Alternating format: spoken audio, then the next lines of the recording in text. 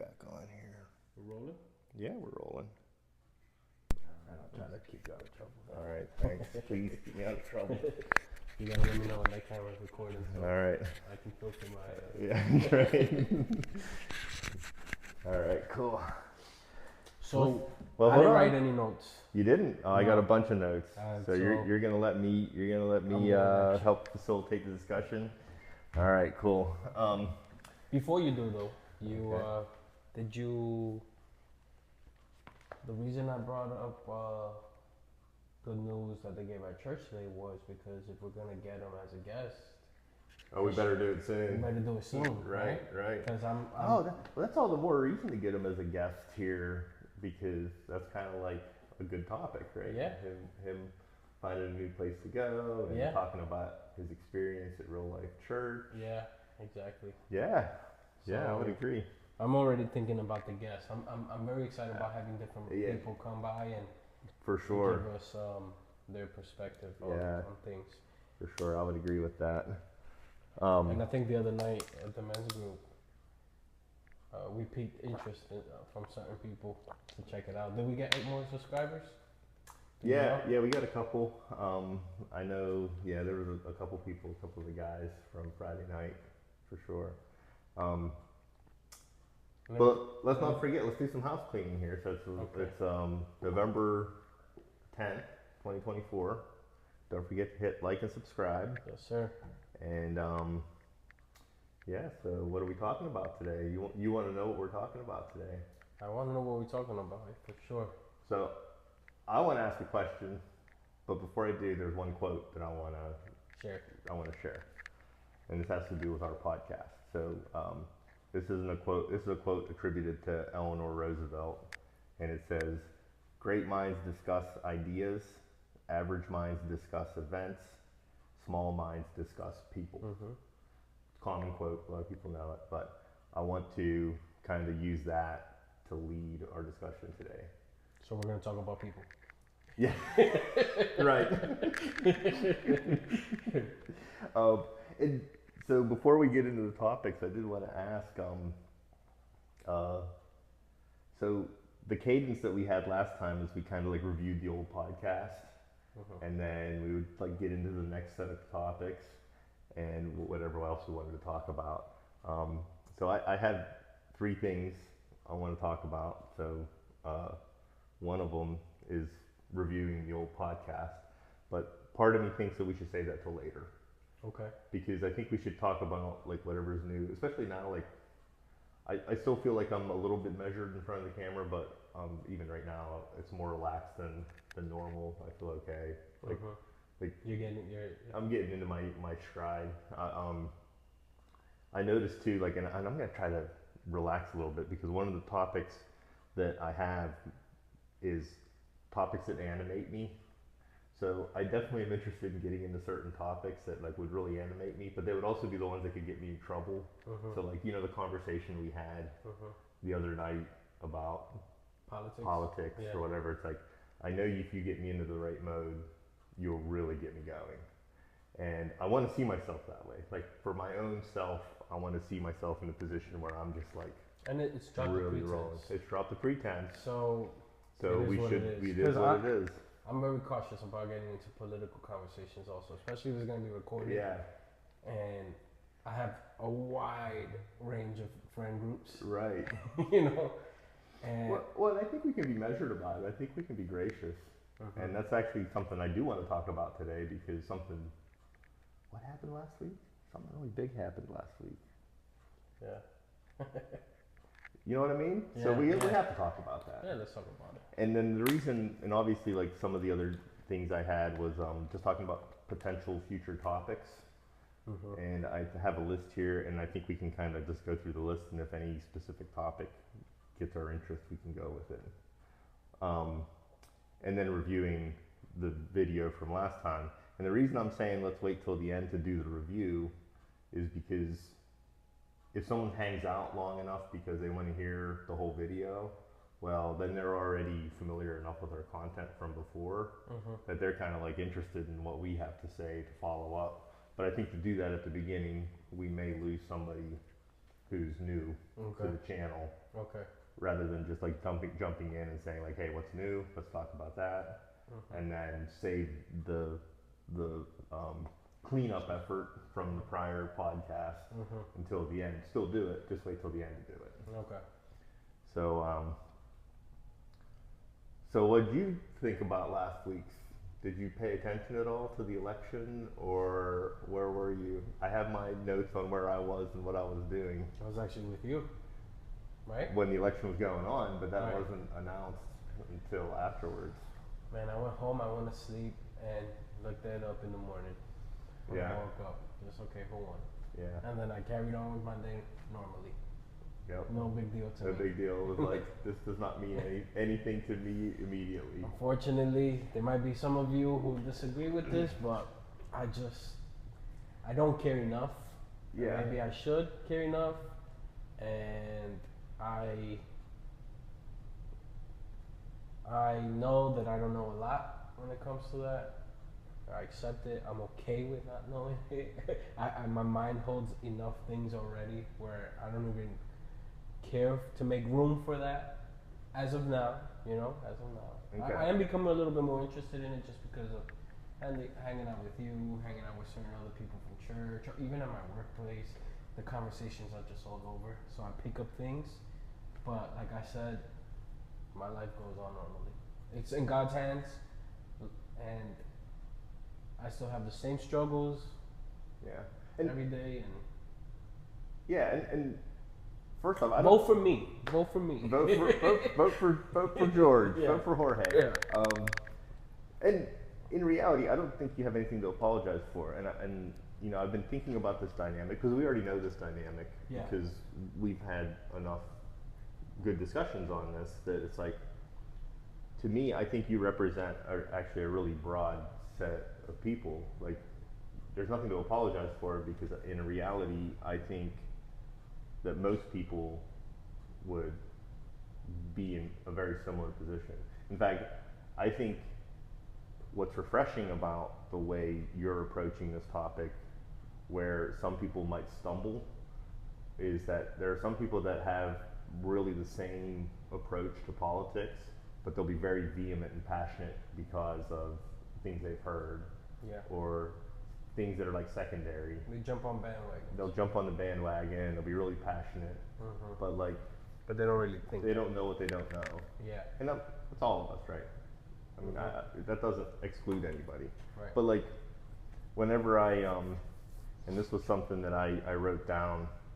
Oh, before I get to that, so me, I went to bed, like after you guys left, I went to bed and Lisa stayed up. And I went to bed listening to, I pulled up on YouTube, the Daily Wire's, I don't know if you're familiar with them or not, but the Daily Wire was doing their live broadcast, their live analysis. And I fell asleep. And 2:30 in the morning, it woke me up because they were playing Proud to Be an American. So it's proud to be an American. And I'm like, what does this mean? So I look over and I'm like, oh, I think and I'm wondering what I missed. So I'm like rewinding it, and I realized that it woke me up right when he was starting his acceptance speech, that Trump won.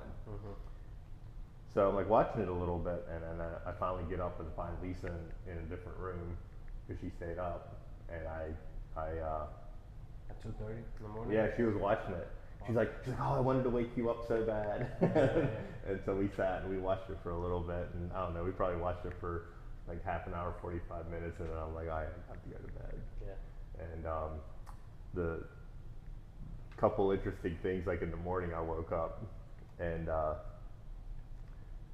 turned on Fox News and I'm watching news that the journalists cover the event, and they're, oh, this is a change in America, there's a mandate, there's like a really big turnout, so like the election went for Trump in a big way, and they were obviously, because they're pretty conservative, they were all pretty happy with the fact that he won. And I'm like, okay, let's see what's going on at CNN. And I flipped it over to CNN and watched it for 15 minutes. You couldn't get a more opposite perspective. Like, it was almost like cartoonish. Like, how does this even exist in reality? Like, you have these professionals, and on the one side they're celebrating, and then the other side it's like it's the apocalypse.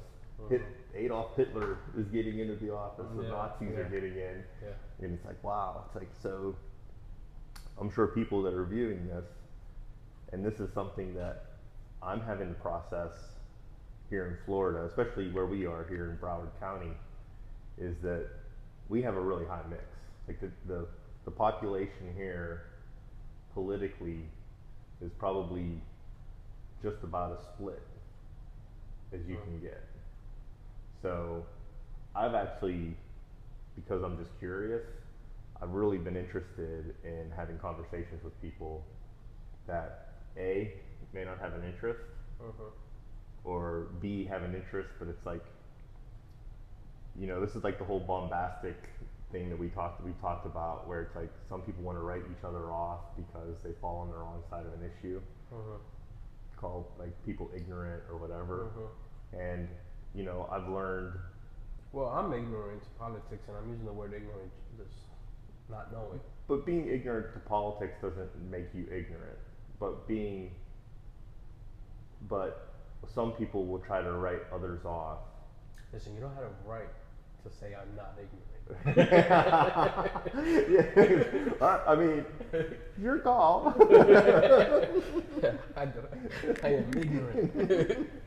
So, but like where I'm going with that is this is like the space of like the rhetoric, right? Like it's like you have somebody who believes strongly about something, and anybody who disagrees with them is like a moron. And it's like, so like I think I have a good example too. I have people I work with, like the people that I work with are super smart, and trust me, like there's a really big ideological split among people there, different religions, different political views, and you know, nothing's ever as hostile as it looks like on the news. So I've found it very interesting to talk with people that don't have the same, that at least on paper, and I'm going to be careful how I say it. I think in some ways they do have the same values I have, where it's kind of like they're responsible with their family, they want to take care of their kids, and they may not have a bunch of time to consume the news because they're busy raising 4 or 5 kids. And then you start talking to them and they have opinions, but then it's like, well, usually, and I think, you know, this is something that I'm always hopeful will happen with people that have a lot of training and understanding, is that they will know where they don't know. So like they'll take a conversation so far, but then they'll know when it's kind of like they're bumping into something that that's a little bit out of their depth. But super smart people, right? But they just start coming down on certain issues. Like what were the big, like we should just state it explicitly, like what were the big issues that motivated both sides? Like if you, maybe it's like a little bit of a test, like if you had to like describe a couple of the big bucket issues that it's like, hey, if you're voting for Trump, this is the kind of thing that you're concerned about and are hopeful that he'll resolve or maintain. If you're voting for Kamala Harris, these are the kinds of things that she'll resolve or maintain. And some of them overlap. But do you mind, like, do you have any ideas, thoughts on that? Well, I think one of them, abortion, right? And that's right, that was the first one I was going to bring up, right? Right. What else? Immigration, right? Yeah, right. So on Trump's side, right, it'd be like, you want immigration to get taken care of. Right. What else? I don't know. The economy. Economy, yeah. Right. Inflation. We spoke about the climate. Oh, yep. Climate change. Yep. Environmentalism.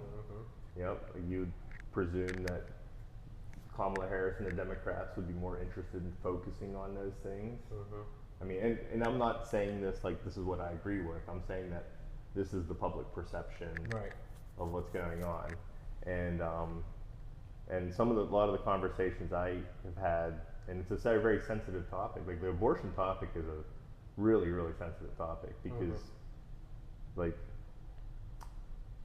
I think in our culture, Um, I almost want to talk about the Overton window. I don't know if I've ever brought that up, but the Overton window is this idea that um, cultural norms and discussion, they shift. So like, I can give you like a really obvious example. Mm. So the Overton window is the ideas and concepts that can be debated in polite society without getting you, essentially I'll use a new term, canceled. Like it essentially wouldn't get you canceled. But if you try to promote something outside the Overton window, like you'll get yourself ostracized.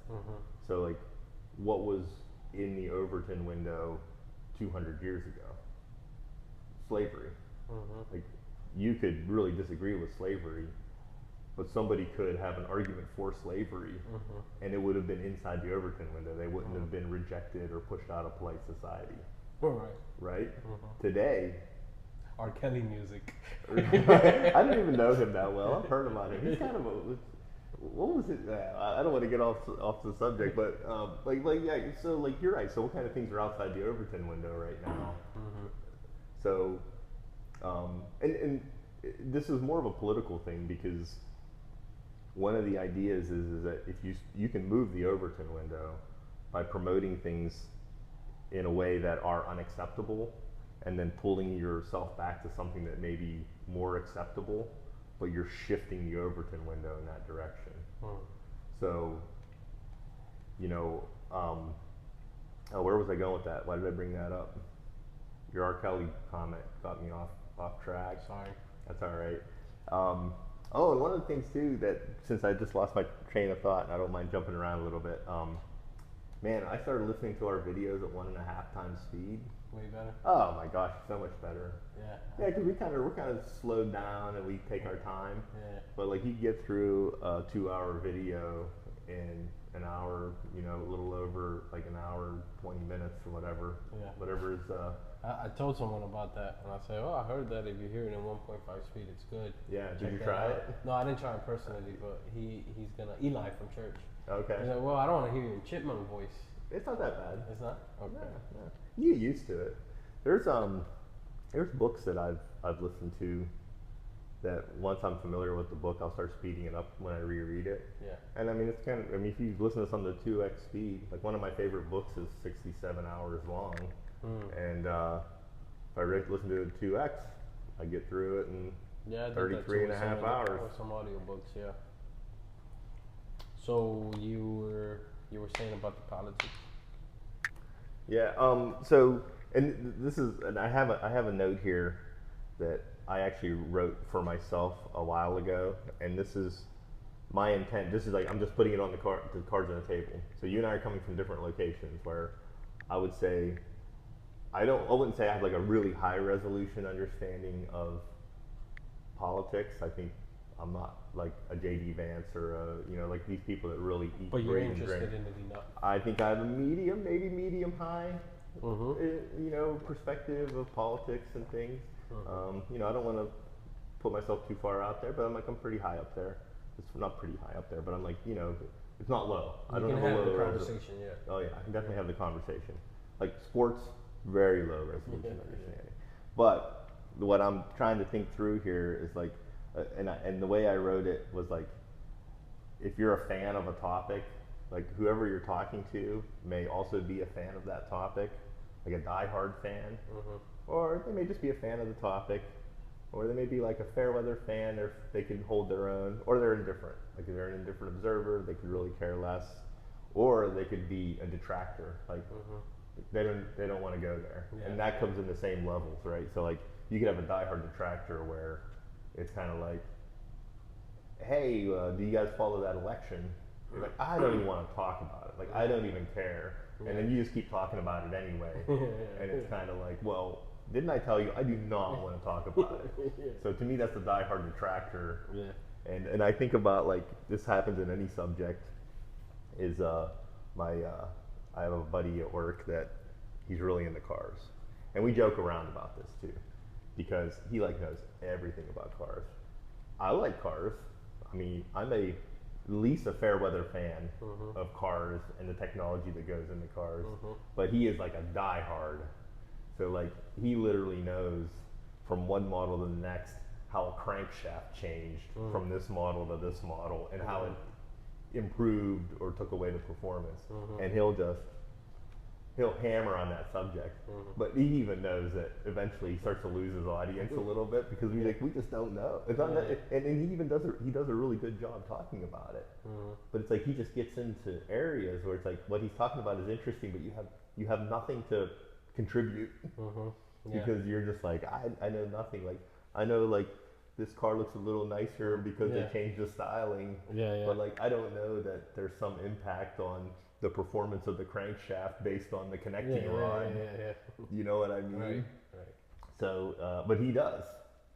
So, I think like gauging the conversation here today is kind of like, all right, well, I'm interested in it, and maybe I have an interest in navigating that. Maybe help kindle some interest in you, but I would have to navigate that in a way that I'm respecting where you are, right? So that's kind of where I am. So, so have you been watching the news at all? Like, what have you been hearing about the election? Maybe that's a good place to start. What I've been hearing? That it happened. That Trump won. Trump won. Yep. A lot of people are happy about Trump winning. A lot of people aren't happy about it. Are happy. Aren't. Yeah, I mean, I know more people who are happy about Trump winning here than I did in New York. Yeah. I actually only know a handful of people here who were for Kamala. I don't know too many Kamala supporters here. And that's funny, that's interesting, because I know a lot of great people in New York, great people, who would be for Kamala and believe and have those values that Trump supporters don't have, right? Great people. If I said right now, hey, I'm a Trump supporter, I'd have a lot of New Yorkers. Would you have some phone calls? Have some phone. If they saw probably it? not, because they probably knew where I was with politics in general. Yeah. But if I said, hey, I stand for this, I stand for that, there'd be some like, Georgia, why do you even think that? Like, remember where you came from, or remember, Right. this and that, or that's ignorant, or this and that, right? I don't care. I really don't care.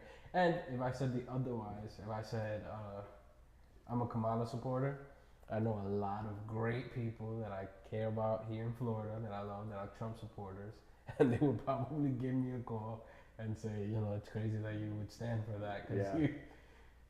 So that's really the extent.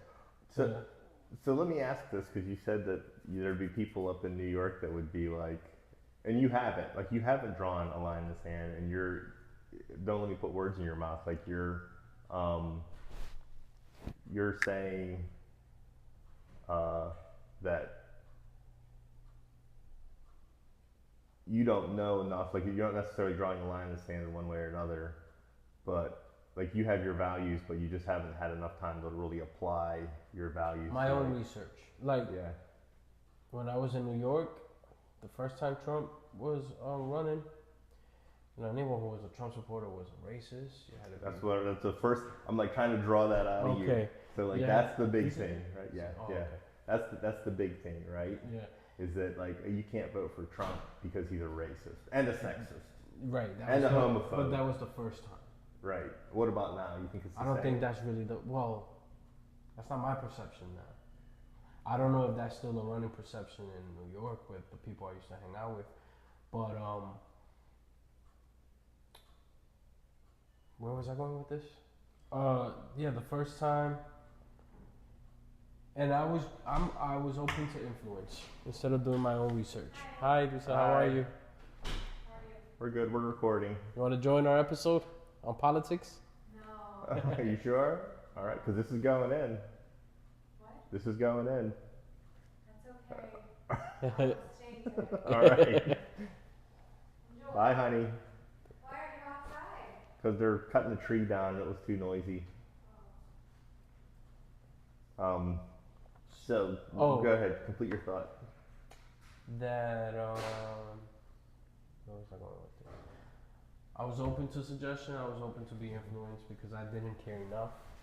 And Okay. if somebody wanted to educate me, I wasn't stubborn enough to say, "Hey, I don't want to." No, I would listen, and if the points made sense, I'm like, "Yeah, you got a point. Yeah. I'm So- with you. Yeah, yeah, I'm yeah. voting Kamala with you." And then I'll go into another room, and somebody would say, "No, those stats are wrong. Right. You should vote for Trump because this and that." And you'd be like, oh, okay, that Okay, makes I'll sense. vote for Trump. Yeah, Yeah, that yeah. makes sense. It- And for a long time, if I was around a Trumper, a Trump supporter, a Trumper. I'll be like, yeah, Trump. And if I was around someone who wasn't Trump, then Yeah. I'll be like, yeah, okay, me neither. You- Because I don't really care, and I don't want to ruffle feathers. And it's like, what's the point? You seem to be more passionate about it than I am. Yeah. I'm worried about. I got a nice hot meal at home when I get home, and music and my hobbies and Right. you know. So I'd put you in the. I could put you in the indifferent observer category, but a swayable indifferent observer. Yes, because I am more swayed to be a Trump supporter now than I was before. Okay. Right. Okay. So the environment you came from, you were like, well, all these people that I trust are making good arguments. Why I should. Although I actually knew people who were that I trusted and I was close. That were like Republicans or yeah, conservatives. I did. Okay. But they were like, people thought it was crazy. They even kind of, for some time, kept it to themselves. You know. Oh yeah, because You know? they would get called out Right. for being a Trump. I mean, basically they would get called out as being very ignorant. Because I don't feel like supporting Trump now is so taboo. No, which is interesting because in the grand scheme of things, like, and this is the Overton window. Like, if you think about it, the big push that came from the Democrats and the media that supports the Democrats was to push Donald Trump and support for Donald Trump out of the Overton window. And that's why you had all of the Nazi speak, the Hitler racist. It's like all of that. And I'm not saying they didn't believe it. I'm just saying that push was to push the consideration that Trump may be a viable candidate so far to one side that it gets knocked out of the Overton window as unacceptable. Mm-hmm. It'd be like voting for the Ku Klux Klan, Mm-hmm. right? I mean, that's what it would be like. Oh, I support the Ku Klux Klan. It's Mhm. like, who would say that? Because that's so far out of the Overton window. Right. So they wanted to push Trump and his support, and I wouldn't even say his supporters, but Trump and his support out of the Overton window so that it goes outside of polite society and outside of polite Mhm. speech. Mm-hmm. It didn't work. Like, so at this point, what you're saying is really interesting because you're right.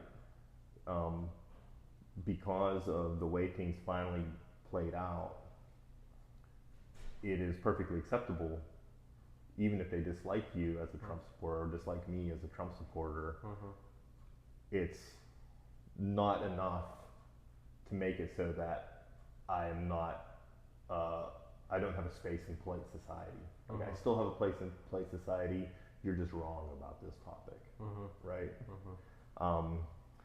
So that shifted kind of in a strange way because, after like January 6th, so you've Mhm. probably heard all this talk about January 6th. So if you ask me, it's a very controversial topic, depending on which side you're on, what that meant, what happened on that day.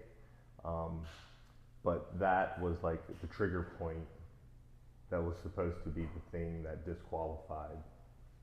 really disqualified Trump. Mm-hmm. So,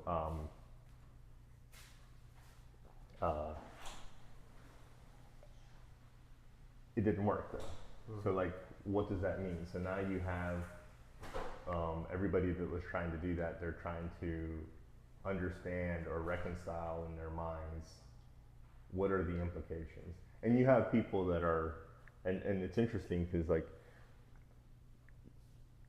it's like a sport game. It's like a football game or any kind of sports. You get to know the players if you're really interested. So, you can watch the news. You remember the other day we were talking about books and the idea of there's a mystery to books that you can kind of like pull the curtain back because that book has an author. So if you really like the book, you'll get to know the author, but then you realize there's just a person with an opinion or a set of ideas behind the book.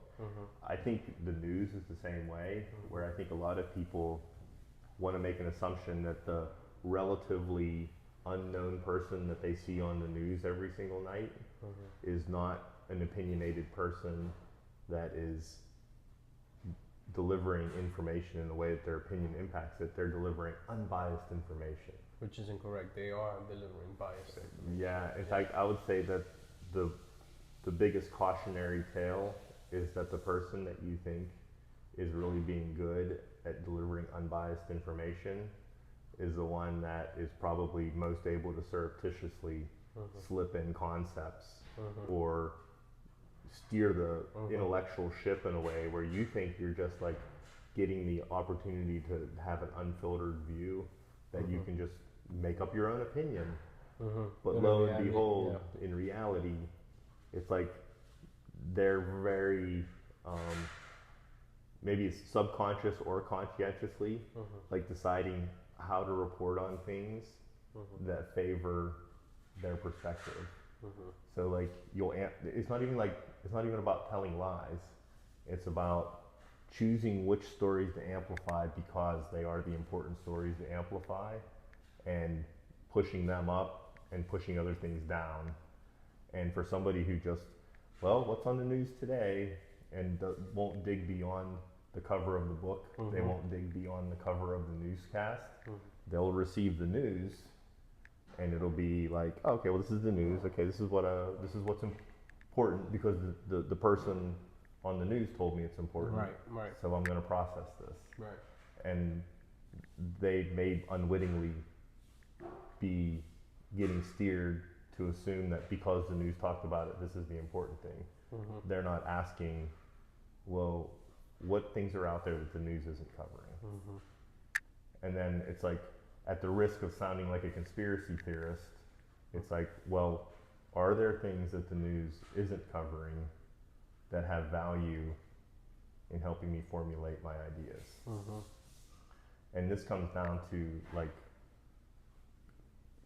you know, I really, like I hold YouTube in a really high regard in the sense of what it means as a platform, because it allows a couple of average guys like you and me to put our opinions out, process ideas, and if someone's interested, they're interested, and that's fine. And it's like, it's up to us to present our ideas in a way that garner interest, but we have that opportunity.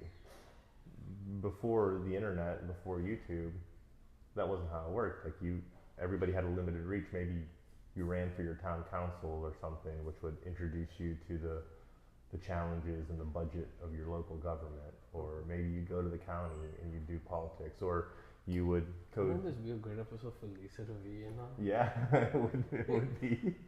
But sure you don't want to join us? Are you sure you don't want to join us and talk about politics? I think this would be Well, we're talking about you. George just mentioned that this would be a good conversation for you to share your ideas. your perspective, your experiences. We'd have to put a microphone in your face. Well, if you could sit there, you could just hold it and. Yeah. Are you sure? You don't want to share your ideas about the election last week? Don't get us in trouble. I don't want to get you in trouble. Okay. Fair. I'm very excited about the results of the election. Yeah. But We'll see what's to come. also because she was mayor, you know? Yeah, you were the mayor of Shakora. It was. Yeah. Well, it's up to you. If you're camera shy, we'll just keep talking. I'm not camera shy. I'm just not prepared today. Okay. All right. Another day, for sure. All right. Alright. All right. Well, thank you. Thank you. You got me in trouble with That's my wife, Lisa. Well, All right. Thanks. So I made a couple predictions about this election that did not come true. Okay. So, like one of the big topics was, how Trump was viewed as dangerous for the election because he wouldn't concede the election. So I don't know if you remember this or not, but like in every single election cycle, one of the things during debates that they would always ask is, if you lose this election, would you concede it to your rival? And everybody up until Trump would always say, yes, of course I would concede it. Like it would be like normal. And this is kind of unique to the United States. I mean, I think we need to be aware that one of the common things throughout history is whenever you have factions vying for the levers of power in a government, the person that lost, their life was in danger. Like, it would be like they'd get arrested, they'd get killed.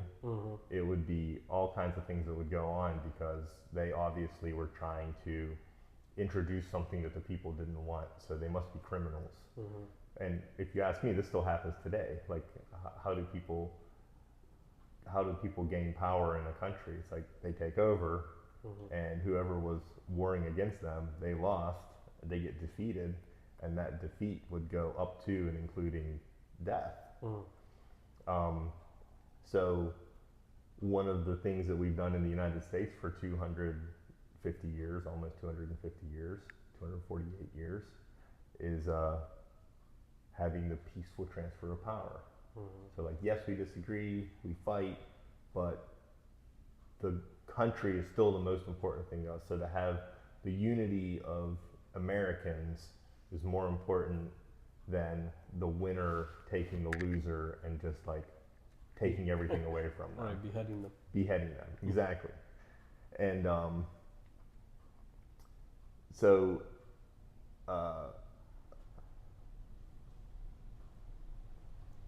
Trump was in a different mode. So he said, well, I'll concede the election as long as it's fair. And that was viewed as being potentially problematic. Because what would be the outcome of that? Well, I mean, the outcome was like what happened in 2020, right? So, which, you know, this is like this is the debate. This is one of the big debates that happens between the right and the left. Is that when the 2020 election happened, and I mean, I'm going to try to like describe it as dispassionately as possible, as graciously as possible. So, by the way, somebody's just asking for the link to our channel. Oh, good. So I was Cool. sharing it. Cool. Yeah. Awesome. Yeah. Yeah, great news. Yeah. So, basically what happened in 2020 was there was a lot of concern about what the implications were as COVID ramped up and what did it mean for the election. So, you know, not even like COVID was what it was, and the response to COVID was what it was. Like, you can't undo it. The George Floyd thing, like that, like what were the big headlines in 2020, right? We started 2020 off, like, this was my perception. I just moved to Florida and I just had a great opportunity, which is still a great opportunity, to live and work down here. The economy was like booming, like doing really well. And like one of the things I remember when I started my job was we were like in the celebratory mode, like, man, like 2019 was like a banner year, like we did really good, future's looking bright, we're gonna do really great. And then 3 months into my beginning of my life in Florida, COVID hits.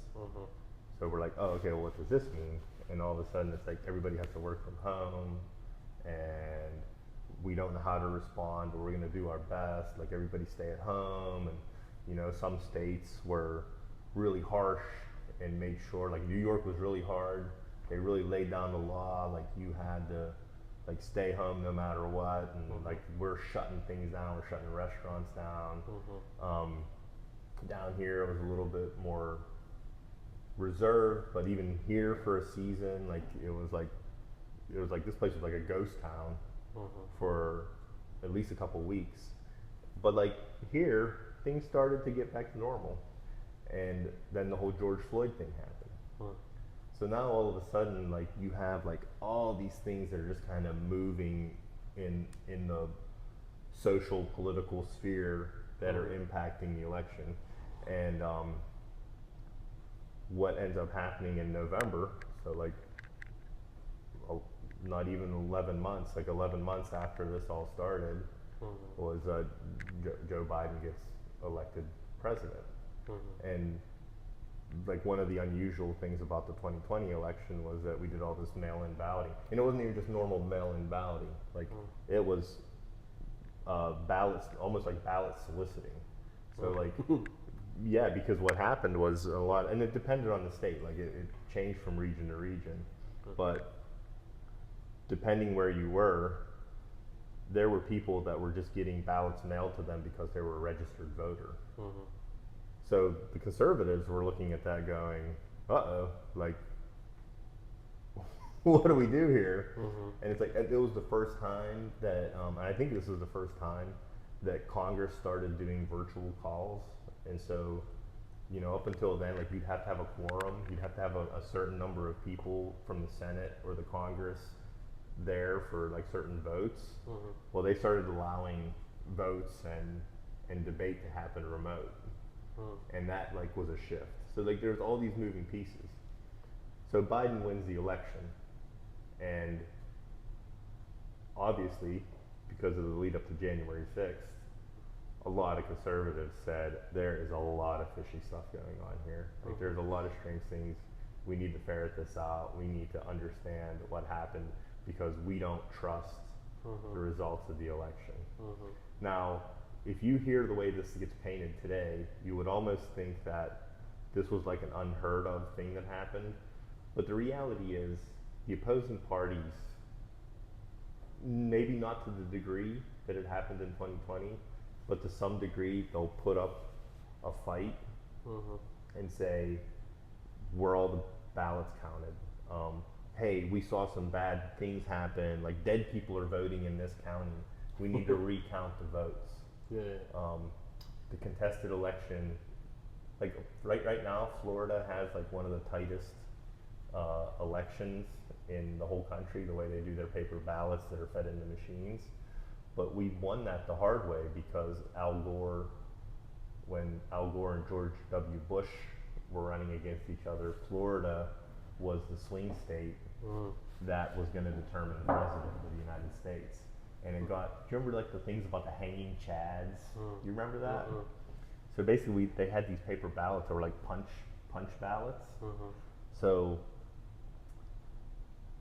to vote for someone, you had to punch through the card, and that hole represented who you voted for.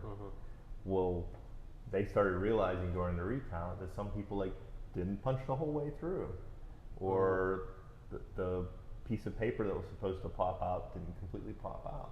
So you had people literally debating whether to count this ballot or this ballot because they called it the hanging chad.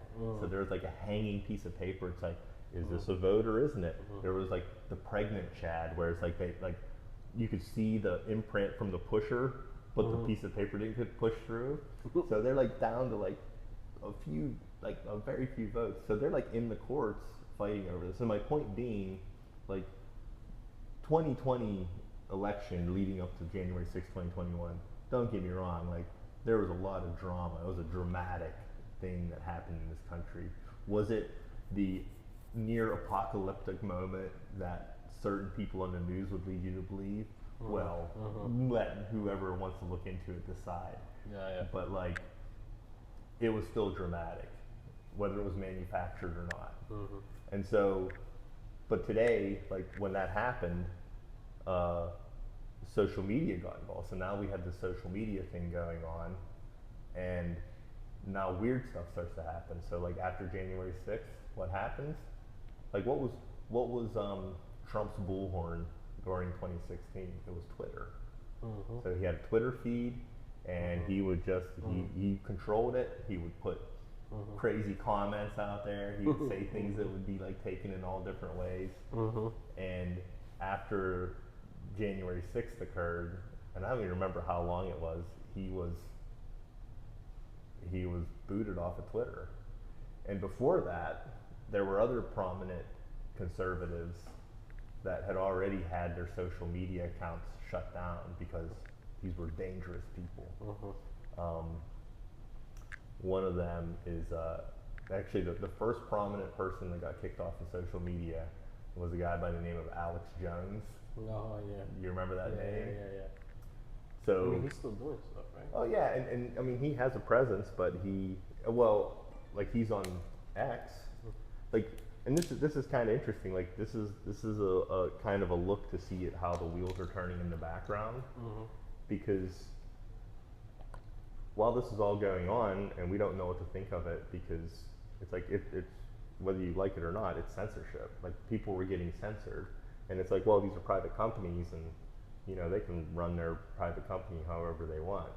And it's like, well, yeah, I understand the logic, but since these things have become like a de facto town square, like we need to talk about this, because it's like we're literally taking the thing that generates the reach for people to get their ideas out, and you have like probably some intern at Twitter or Facebook deciding, bloop, this account is deleted, bloop, this account is throttled.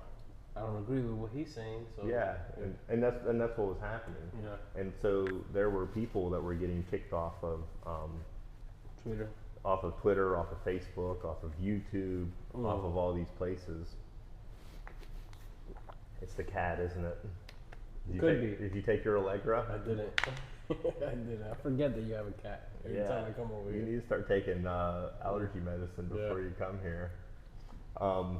So, needless to say, like, I'm taking the long way here, but like, now that we've had this election, and because it was such an overwhelming election, like one of the things that I was expecting, the cynical side of me, I was like expecting things to get like seriously contested, and I mean, up to and including riots in certain cities around the U.S. And I think because of the way the election turned out, like that just didn't happen. So it was like, in a lot of ways, that's a great thing. Like we should celebrate that at least we aren't in a point of confusion where we're contesting elections. I didn't think that would happen. I actually thought a lot of people were supporting Trump, and Yeah. And it was just going to go that everyone way. was going to be happy that he won. Yeah. Yeah. Yeah, for sure. And that we actually hit on the censorship thing. I actually had 4 people listed. I already mentioned Donald Trump. So Donald Trump got kicked off of social media. Some of the ones that are interesting. Did you ever hear of the Babylon Bee? That Christian satire site? Oh, you should follow the Babylon Bee. You'd like them. They're Christians, and they're funny. Like they'll pick on everybody. They'll pick on Christians and non-Christians alike. And I mean, a lot of the stuff they do is ridiculous. But some of the things, because there's certain things going on in the world today that are so ridiculous, that they'll actually do satire, and they actually have a list of satire that came true. Like their satire was so crazy, but then reality was so crazy that it caught up to their satire. And they actually have videos on YouTube where they talk through past satire that became true. And one of the things that, like, you know, like the emergence of the fact checkers. So like we started seeing like disclaimers. So if someone goes on Facebook and says, "Hey, I don't believe this climate change thing," like right away it'll get flagged as, you know, here's the real truth, the unbiased reality about climate change. And it's like, take it for what it's worth. So one of the instances that's funny is the Babylon Bee had a satire article that said, CNN buys industrial washer and dryer to spin the news. and like, you know Snopes? Snopes, Yeah. So like Snopes did a fact check on them and came out with an article that's like, no, it's not true. CNN bought a large industrial washer to spin the news. And it's like, did you seriously fact check that? Yeah. And it's like this is going crazy. But like Babylon Bee was kicked off of Twitter for what was deemed as a transphobic post. So like one of the things you can't do or you couldn't is misgender somebody. Like you couldn't or dead name somebody. And are you familiar with Rachel Levine? No. So Rachel Levine, I don't know. She's like the head of health. Like she's in the current administration. She actually came from my home state. She came from Pennsylvania, and Rachel Levine is a transgender individual. So Rachel Levine used to be Richard Levine, and now it's Rachel Levine, and Oh, I think I know what you're talking about. yeah. So, and I think this came on the heels. Wasn't Caitlyn Jenner named Woman of the Year or something? I think so. So Caitlyn Jenner was named Woman of the Year, and we'll have to look this up. Fact check us. Make sure that I'm right on this one. But I think what happened was some prominent transgender person was deemed the Woman of the Year, and Babylon Bee decided to do a satire clip, and they named Rachel Levine Man of the Year, and they posted it on Twitter, and it got their account canceled, suspended. Yeah. And basically, like the marching orders from Twitter at the time was take this post down, and you can have your account. You can have your account back. But Babylon Bee said, "No way! Like we're not taking this post down. Like this is satire. Like in polite society, this should not be outside the Overton window. This should be acceptable, even if you find it offensive. Yeah. Even if you find it unseemly. Yeah, Like we should be allowed. This is not something that should be considered so outside of polite society. Right. That you get canceled for making a joke like this. Right. Well, lo and behold, this gets Elon Musk's attention. So Elon Musk seeks out the Babylon Bee. And like Elon Musk isn't a Christian or anything, but he appreciated their satire. Like he found it to be pretty clever. Right. And it is. Like I've been following Babylon Bee for years and years and years.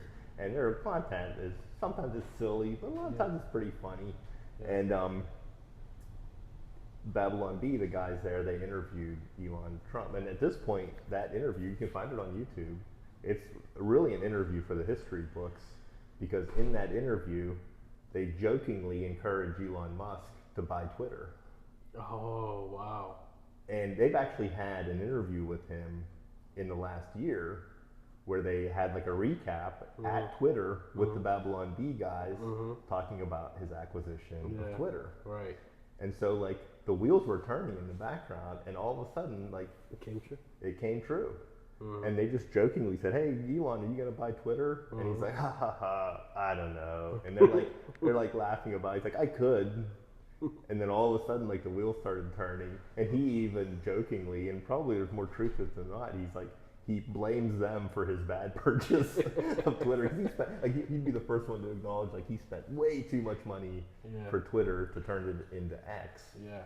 And but like here it is, like this is like history unfolding in front of our eyes. Yeah. And so now, like when we talk about censorship, what's your like? Do you have any thoughts on like this whole topic of censorship? Were you like, was this idea like in the realm of thought for you, or was this something that you were processing at all? Like I'd almost want your perspective. Was this a topic that even came up?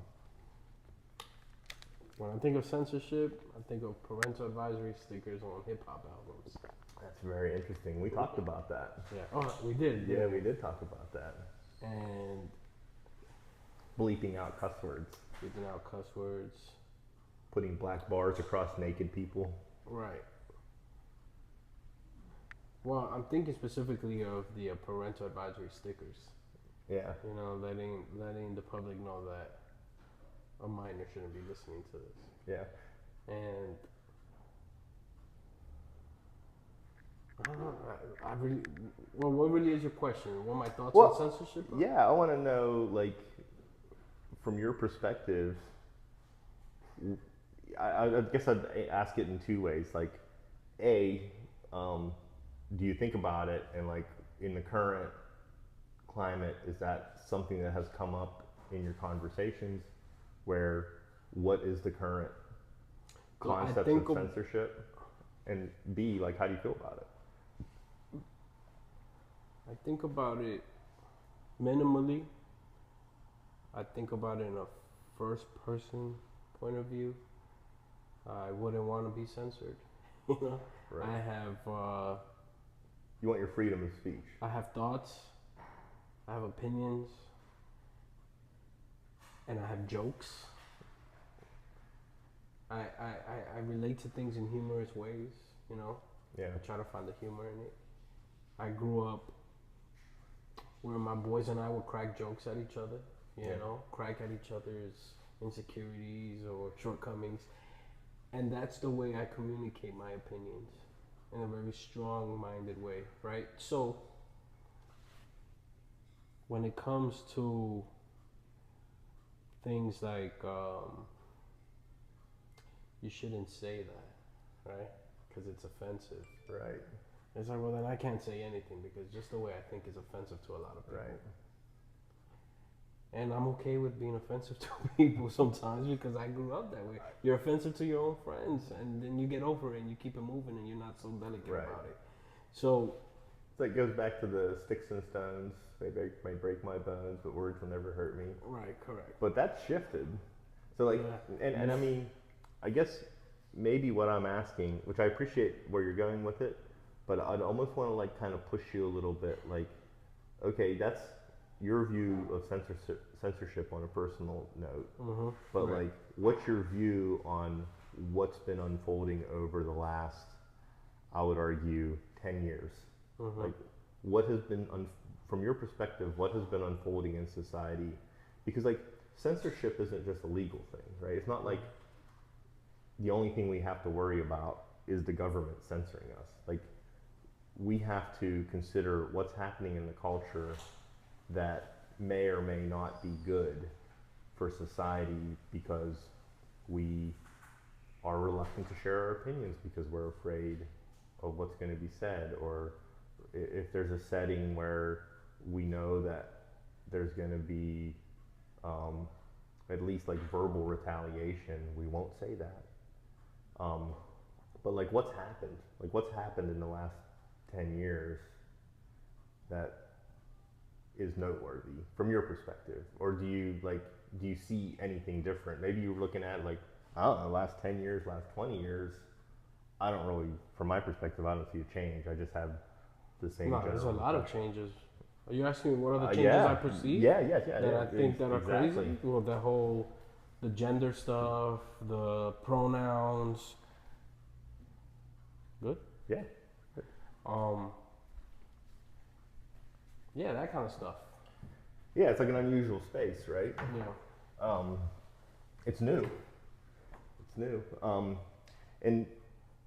And this goes back to why I originally talked about YouTube is I have a lot of respect for the medium that we have, and like uploading things to X here in the future, or Instagram, Facebook, even TikTok if we want to. Like, we could do that. Like, all these places that we have to put our material is available. Rumble, if we wanted to. Like, we have all these places. So like, but YouTube's still the top of the heap. But YouTube does, from my perspective, YouTube does some strange things. The way they throttle things or the way they elevate things. And I'd still say it's like the best platform in spite of what I would argue is the clear bias of the executives at the company. But it's still like YouTube almost has like an internal problem. If it's true that the executives at YouTube would lean towards censoring people that they disagree with, which I think it's either what they disagree with or what they in combination agree they disagree with. Like X, Twitter, X. I'm just gonna start calling it X. I don't know why. We should just stop calling it Twitter. So X. I don't know it as X. I know it as Are you on X? No. So I joined. That's how I recall it was Twitter. Yeah, I joined X. When it was still Twitter, and then I never used it. And then when Elon Musk bought it, that's actually whenever I started using it more. In fact, one of my family chats one of my favorite chat strings is on X. Like we have a chat there, and like if it wasn't for X being what it is today, I think YouTube and the other social media accounts, social media companies would have went further. Mm-hmm. Like they would have kept pushing. They would have kept pushing the window. Someone else is asking me for the name of the podcast. Yeah, that's awesome. That's awesome, right? Yeah, that's cool. So so X has turned into an anchor point in a way because X has done what they've done and made it so that they have a different vision of what should and shouldn't be allowed. And it goes back to like what you're talking about, the gender stuff and the things like that, like where Facebook or the COVID stuff, like that was a big thing, right? Like, and this was a crazy time because during COVID, there was a perception that there was like a unified voice on how to deal with staying at home and staying safe. There was a unified voice on whether you should or shouldn't use masks. There was a unified voice on whether you should or shouldn't get the vaccines. And that unified voice was coming from the NIH and from the CDC. And it was like literally on a day-by-day basis, we were being told what the best, safest way of conducting yourself based on what we knew at that time. Well, there were people that raised their hand that said, this isn't right. So there were professionals that raised their hand and said, you're being told this by the government, but this is what we're perceiving. Like there were 2 doctors in California that did a video just talking about what they were seeing with the patients that were coming into the ER. And their narrative was counter to the NIH, and they were kicked off of social media. Like they were viewed as spreading dangerous misinformation. Well, you had other doctors that, and these were like epidemiologists. Like one of the most prominent ones is I can't believe I can't remember his name. But what are your thoughts on the censorship? Well, that's where I'm going. I think at this point we can't ignore the fact that there are players involved that really believe that they have a mandate to suppress the spreading of things that they believe is mis- or disinformation. So like when Trump got kicked off of Twitter, it was a sign of where things were going, where if you had a bad opinion, here I'll give you a good example. And because of the algorithms, like the algorithms can be pretty fast. Did you ever hear this joke? I miss the good old days of jokes. Right? Yeah. Well, this is one that like, and honestly, like for me, my footprint on social, I've always said what I wanted to say. I don't know if it was throttled or not, and like that came in a couple. But different did you get forms. a lot of when you put your post? Did you get a lot of people?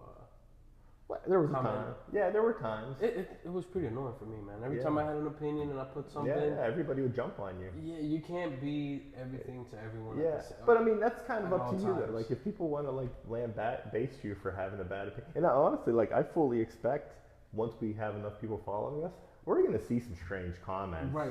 I'm okay with that. But what I mean is, at this point, like I use my social media just to put family, my jokes, my career, my stuff like that, because All that other that's stuff. what pleases. Well- all the other stuff is you. Listen, man, I'm too liberal for conservatives, and I'm too conservative for liberals, and I'm gonna offend both. Yeah. I offend non-believers and I offend believers. Right. Because I have a satirical way of thinking. I'm cynical sometimes. Right. I like to find the humor in things. I don't like the pretension and the fake stuff, and like you see cliches at church, and you see people who grew up in the church and they do these weird things that you just don't understand why they do it. But then all these other like LGBTQ stuff is like really annoying, and it's like you have to call people by their preferred pronoun. Like that's ridiculous. And there's men and there's women, and that's it. You know, pretty simple. And I have people I love, people in my family who are gay, and they Yeah. might get offended, and I love them. I love them dearly, and I don't want to offend them.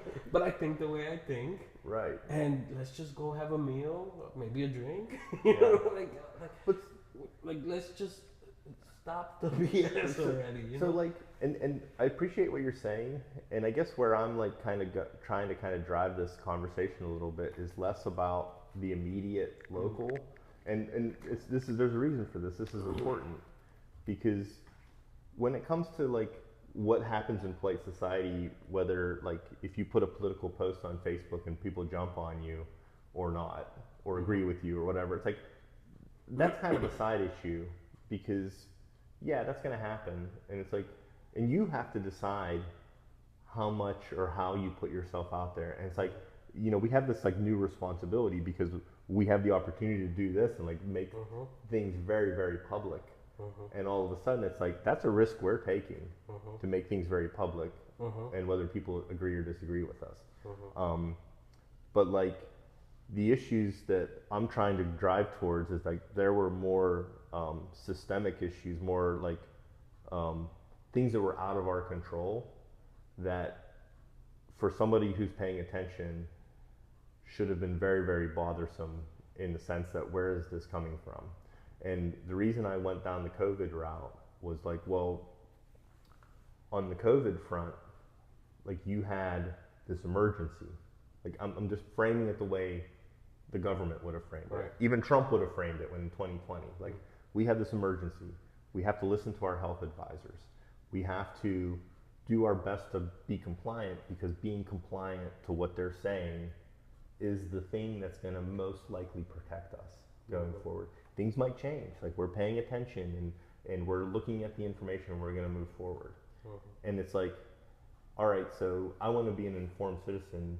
Do I just like take that at face value and assume that they've done their due diligence and they have all the best information and they're telling me truly what is best in my best interest?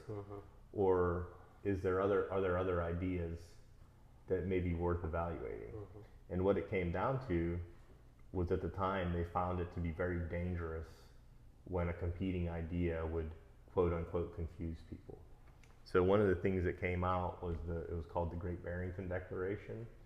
So there are a couple players I know pretty well, which is Jay Bhattacharya and Martin Kulldorff. They were contributors to the Jay Bhattacharya was the one that wrote it. And he's from Stanford. So like these aren't little people, right? These are very prominent people from Harvard, from Stanford, and one of the guys that raised their hand and said, I don't think what the government is doing is actually correct for what we should do with viruses. And he was one of the key contributors to the mRNA technology. I'm trying to remember his name. I can't remember it. It's probably good because if YouTube heard me say the name, who knows, right? So, but he was like a co-inventor of the technology that was used for the Moderna and the Pfizer vaccines. I think they were both predicated on the mRNA technology. Well, he came out and said, "Hey, you guys are misusing this. Like, you guys aren't doing this right." And all these people were like kicked off of their social media accounts, were kicked off, blacklisted, and basically like the arm of the government came out, and everybody says, well, no, these are just the social media platforms being responsible. But since Elon Musk bought X, the thing that we discovered is that there was a direct line between government officials and the heads of these social media platforms to determine how to interact with people that were being labeled as dangerous for public consumption. And it's like, it was the clearest form of, even if you want to call it indirect, but it was about as direct as your indirect censorship could get. So this was a big key issue this time around, and it's like, well, this came to a head because of Elon Musk opening Twitter up to journalists and saying, here's all the communications leading up to the censorship. So now you have something that looks really, really bad. And if you ask me, like at this point, I don't know what's going to happen. Like we have no clue what's going to happen in the future. But if you ask me like what we were toying with as a country, as far as like what's allowed in a polite society, it's like if you have a different opinion about the vaccine, you just shut up and keep that opinion to yourself. Because there's one opinion, and that's the right opinion, and that's what's coming from the CDC or the NIH, Yeah, right? Yeah. And so it's like I found it to be very strange, and like where we are today, and I know this is like our political edition, and I hope I'm being measured with the way I'm talking about this. Too measured. Maybe you think I should be a little more opinionated. Be blunt, right? Yeah, I mean, I want to avoid that because I'm trying to like get this out there in a way. Well, you shouldn't, because you're more political than I am. Yeah, Right. but I mean, like where my opinions are. I mean, obviously, I'm against censorship, and I think what Elon Musk did, buying Twitter and putting his neck on the line with X, was Cool. it was good. It was really good. I mean, and I never thought in a million years that I would see Elon Musk supporting a conservative candidate. Like, if you would have told me that this was what was going to be happening 10 years ago, I'd feel like, you're crazy. I mean, you have Elon Musk, the guy that is making these electric cars, and he is promoting something that, okay, electric cars are fine, I don't have anything against it, but it's like, I didn't think it was the really important thing that he might have thought. And I mean, he was getting benefits from government rebates. Like you could get a rebate, you could get a discount on your electric car if you went and bought a Tesla. I don't know if you can still get that or not, probably not. But like you get a discount. So it's like, as far as I was concerned, Elon Musk was on one camp. He was in the environmentalist green movement that was like, we don't care what it takes, we have to stop climate change, whether it's the government, whether it's companies, like we have to do this. So it was a very unusual shift for Elon Musk to kind of like break himself out of, even though he's still promoting, I mean, he promotes his electric cars, he thinks they're the way to go. He promotes SpaceX, which is like a huge government contract, and like he's the richest man in the world, but he's looking at the motivations of some people that you would think he would be aligned with. But he's looking at the motivations of these people and saying, in some ways you're saying the right things, but I don't think your motivations line up with what you're saying. And I mean, he's even said this, I don't know, do you remember him,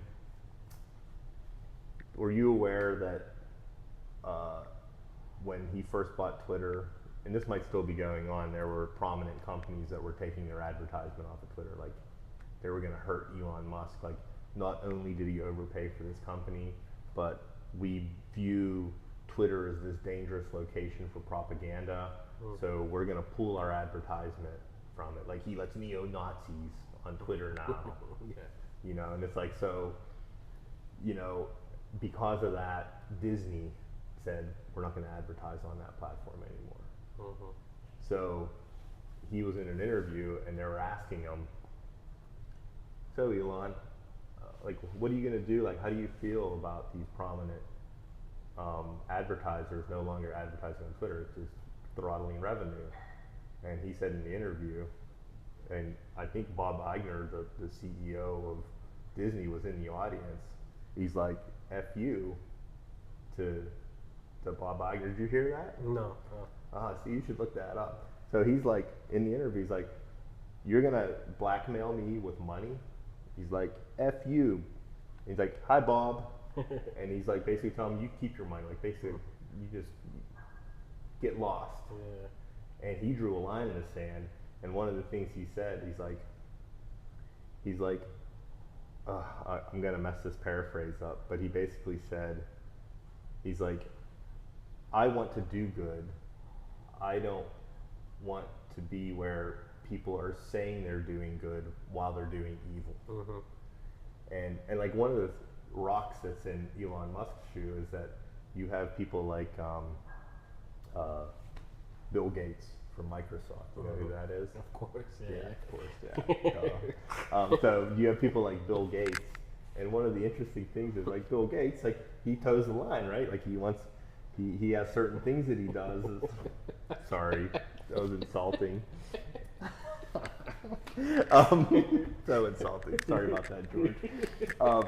So you have Bill Gates, who's like as much of an environmentalist as any of the other people that are environmentalists. But one of the interesting things about him is that he had been shorting Tesla stock for a long time. So like he was banking on a payday from the assumption that Tesla was going to fail. And it's like, if anything, you'd think that he would invest in Tesla and like promote it, because if you believe that electric vehicles are at least a component of saving the environment, you would think that like this is such a critical thing that we should be pushing this forward no matter what. Instead, he's shorting the stock, and this is like the other really crazy thing is that Joe Biden, when he was promoting electric vehicles, he was promoting GM. I think it was like the big three, like GM, Chrysler, Ford. He promoted them, and guess who was missing from his day of promoting electric vehicles? Tesla. Like Tesla was not invited. And who is the absolute most dominant electric car manufacturer? Right. Tesla. Yeah.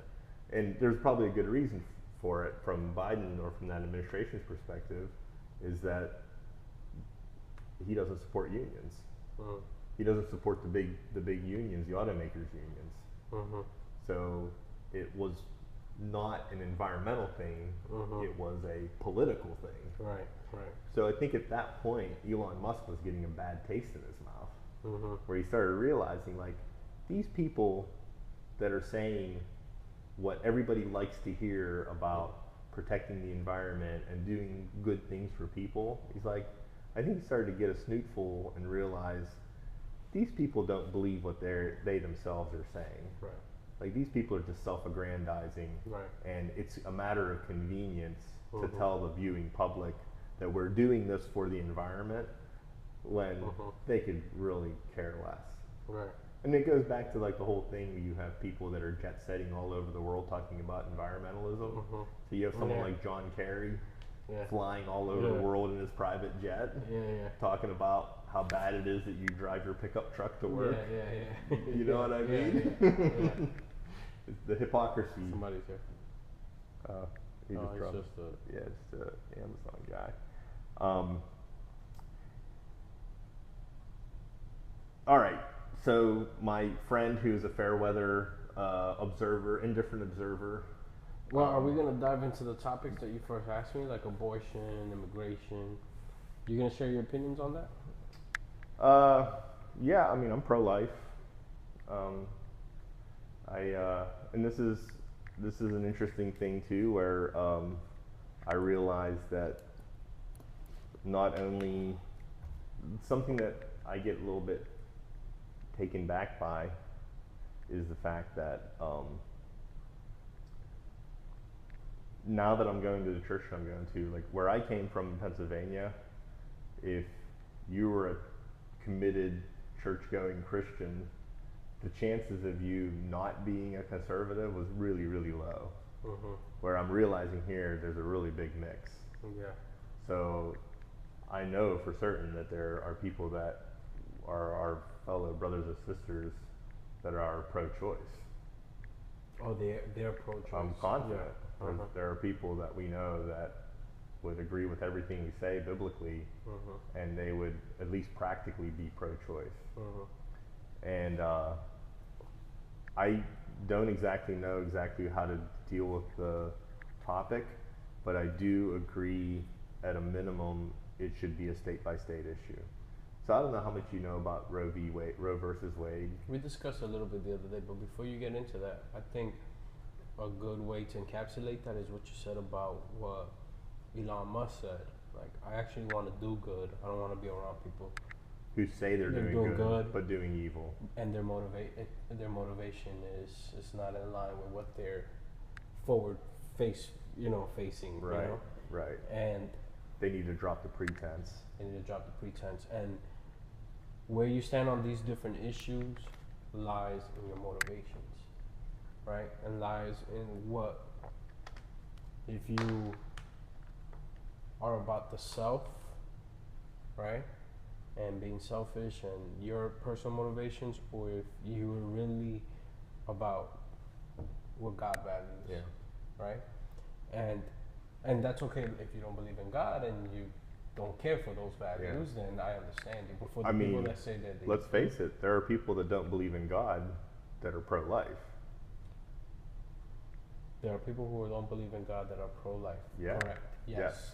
Okay, that too. Yeah. That exists also. And where was I going with this? Your motivations and your values are based off of your surroundings and your circumstances and your spiritual and internal growth, or let's say, and I'm using the term spiritual non-religiously. People who don't have a religion have a spiritual life also, right? And you, where was I going with this? With the pro-choice, pro-life?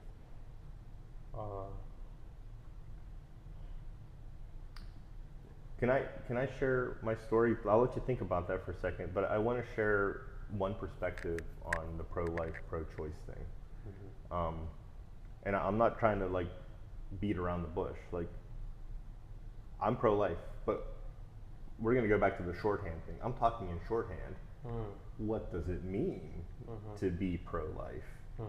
Like, where do you draw these lines? Right, because now people are just using pro-life to say you're against abortion. Right. Yeah. And so, like,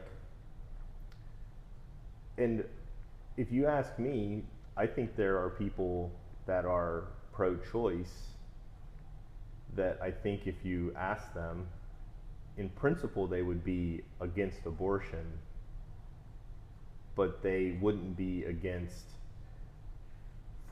they would be against forcing somebody to have a baby against their will. So, like, I think there are people that mix the two concepts and that they're pro-life in a way where it's like, well, yeah, of course I wouldn't have an abortion, or I wouldn't promote an abortion because I cherish the life of the child, but I think it's incorrect for me to interfere with another woman's decision about whether they should or shouldn't have an abortion. So the other thing that I think is important to bring out here is what is a prominent thing that comes up, especially when two guys are sitting having a conversation about abortion. What's the problem? That we're guys. We're guys. Yeah.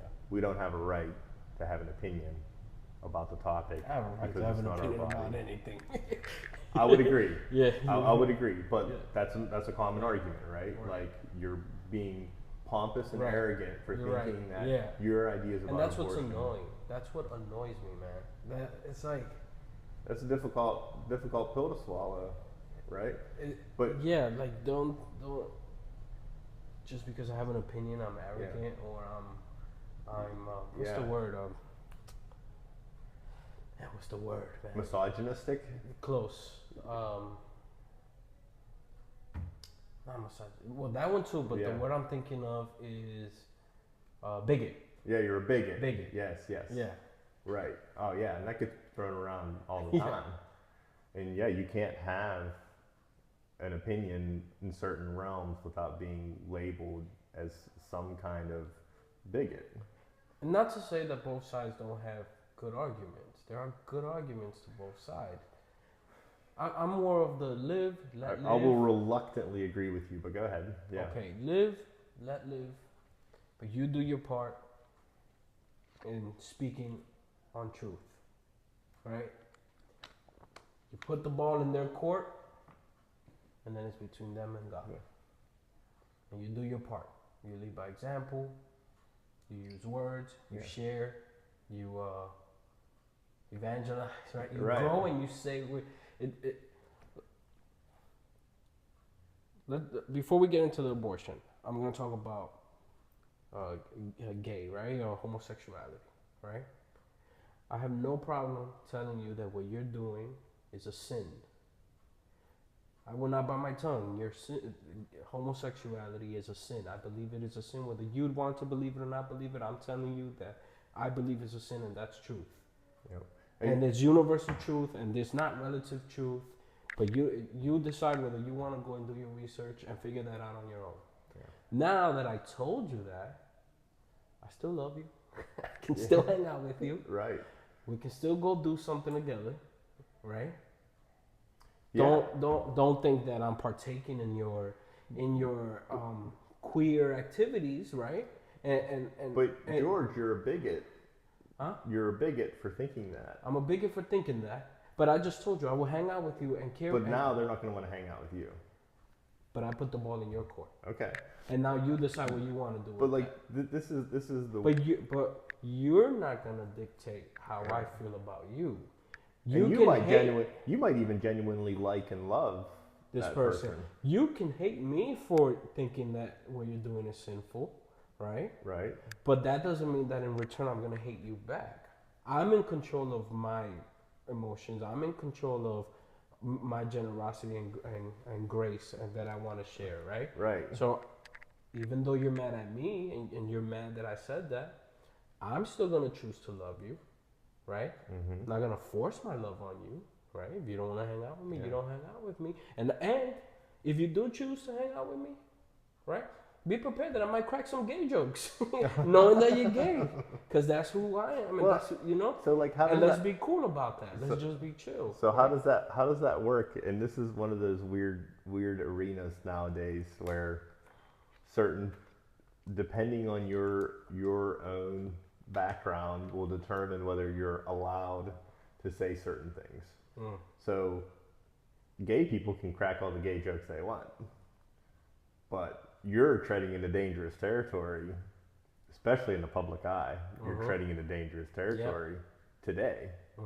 Telling a gay joke. I'll give you a really stark example. And that's what I mean. I miss the good old days of If- being able to right. say those jokes without a problem, man. Like, Well, yeah, and like because you can make fun of me if you want do you, to. do you remember? And this isn't. And Joe Rogan, when they were trying to, and this was during COVID, because he had an opinion about COVID, and they were like just trying to find a way to discredit him. And somebody put a montage together showing every time he had said the N-word live on his podcast or whatever video. And what was unusual about that was that every time he said it, it was in the context of quoting somebody else. So like The he N-word, wasn't, like Nerf? no, What word? the N-word. I'm not saying it. I'm not saying it. And this is what's crazy. Like, you know, this is the Overton window again. You know, that word, like when I was a little kid, the mother of all words. And have you ever seen A Christmas Story with Ralphie? Yeah.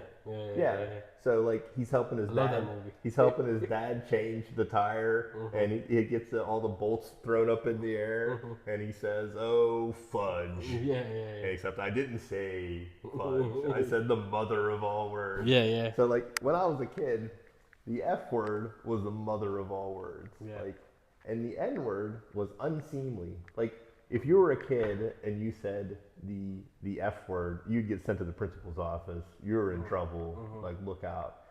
If you said the N word in this little white school in nowhere, it'd be like, that's not nice. You shouldn't say that. Boy, that's flipped. Like that is completely the other way around now, where the most unseemly word, especially in the wrong context, is the N word. And if you say it, you're treading on thin ice, especially if you're a white guy. But that's not consistent, because you have people like Dave Chappelle and other black artists. They get away with it with impunity, because there's nothing to tell them that they can't use that word, because, well, what's going to tell them they can't use that word? So And it's still probably like in polite society, it's not something that you'd want to say. Mhm. And I mean, I resolved a long time ago to say like, what's a kind of a crass Mhm. way of describing someone's kind of stupid. It definitely Mhm. has roots, but it in the Joe Rogan case, he uh, he had all these videos where back in the day, before the Overton window shifted, Mhm. he was just saying the N word in context. So like Mhm. he'd be quoting somebody and saying it as they said it. Yeah, not him saying it. So somebody like put this mashup together of Mhm. like whatever, like 20 times where he Yeah. said like they just cut out the part where he said the N word. Mhm.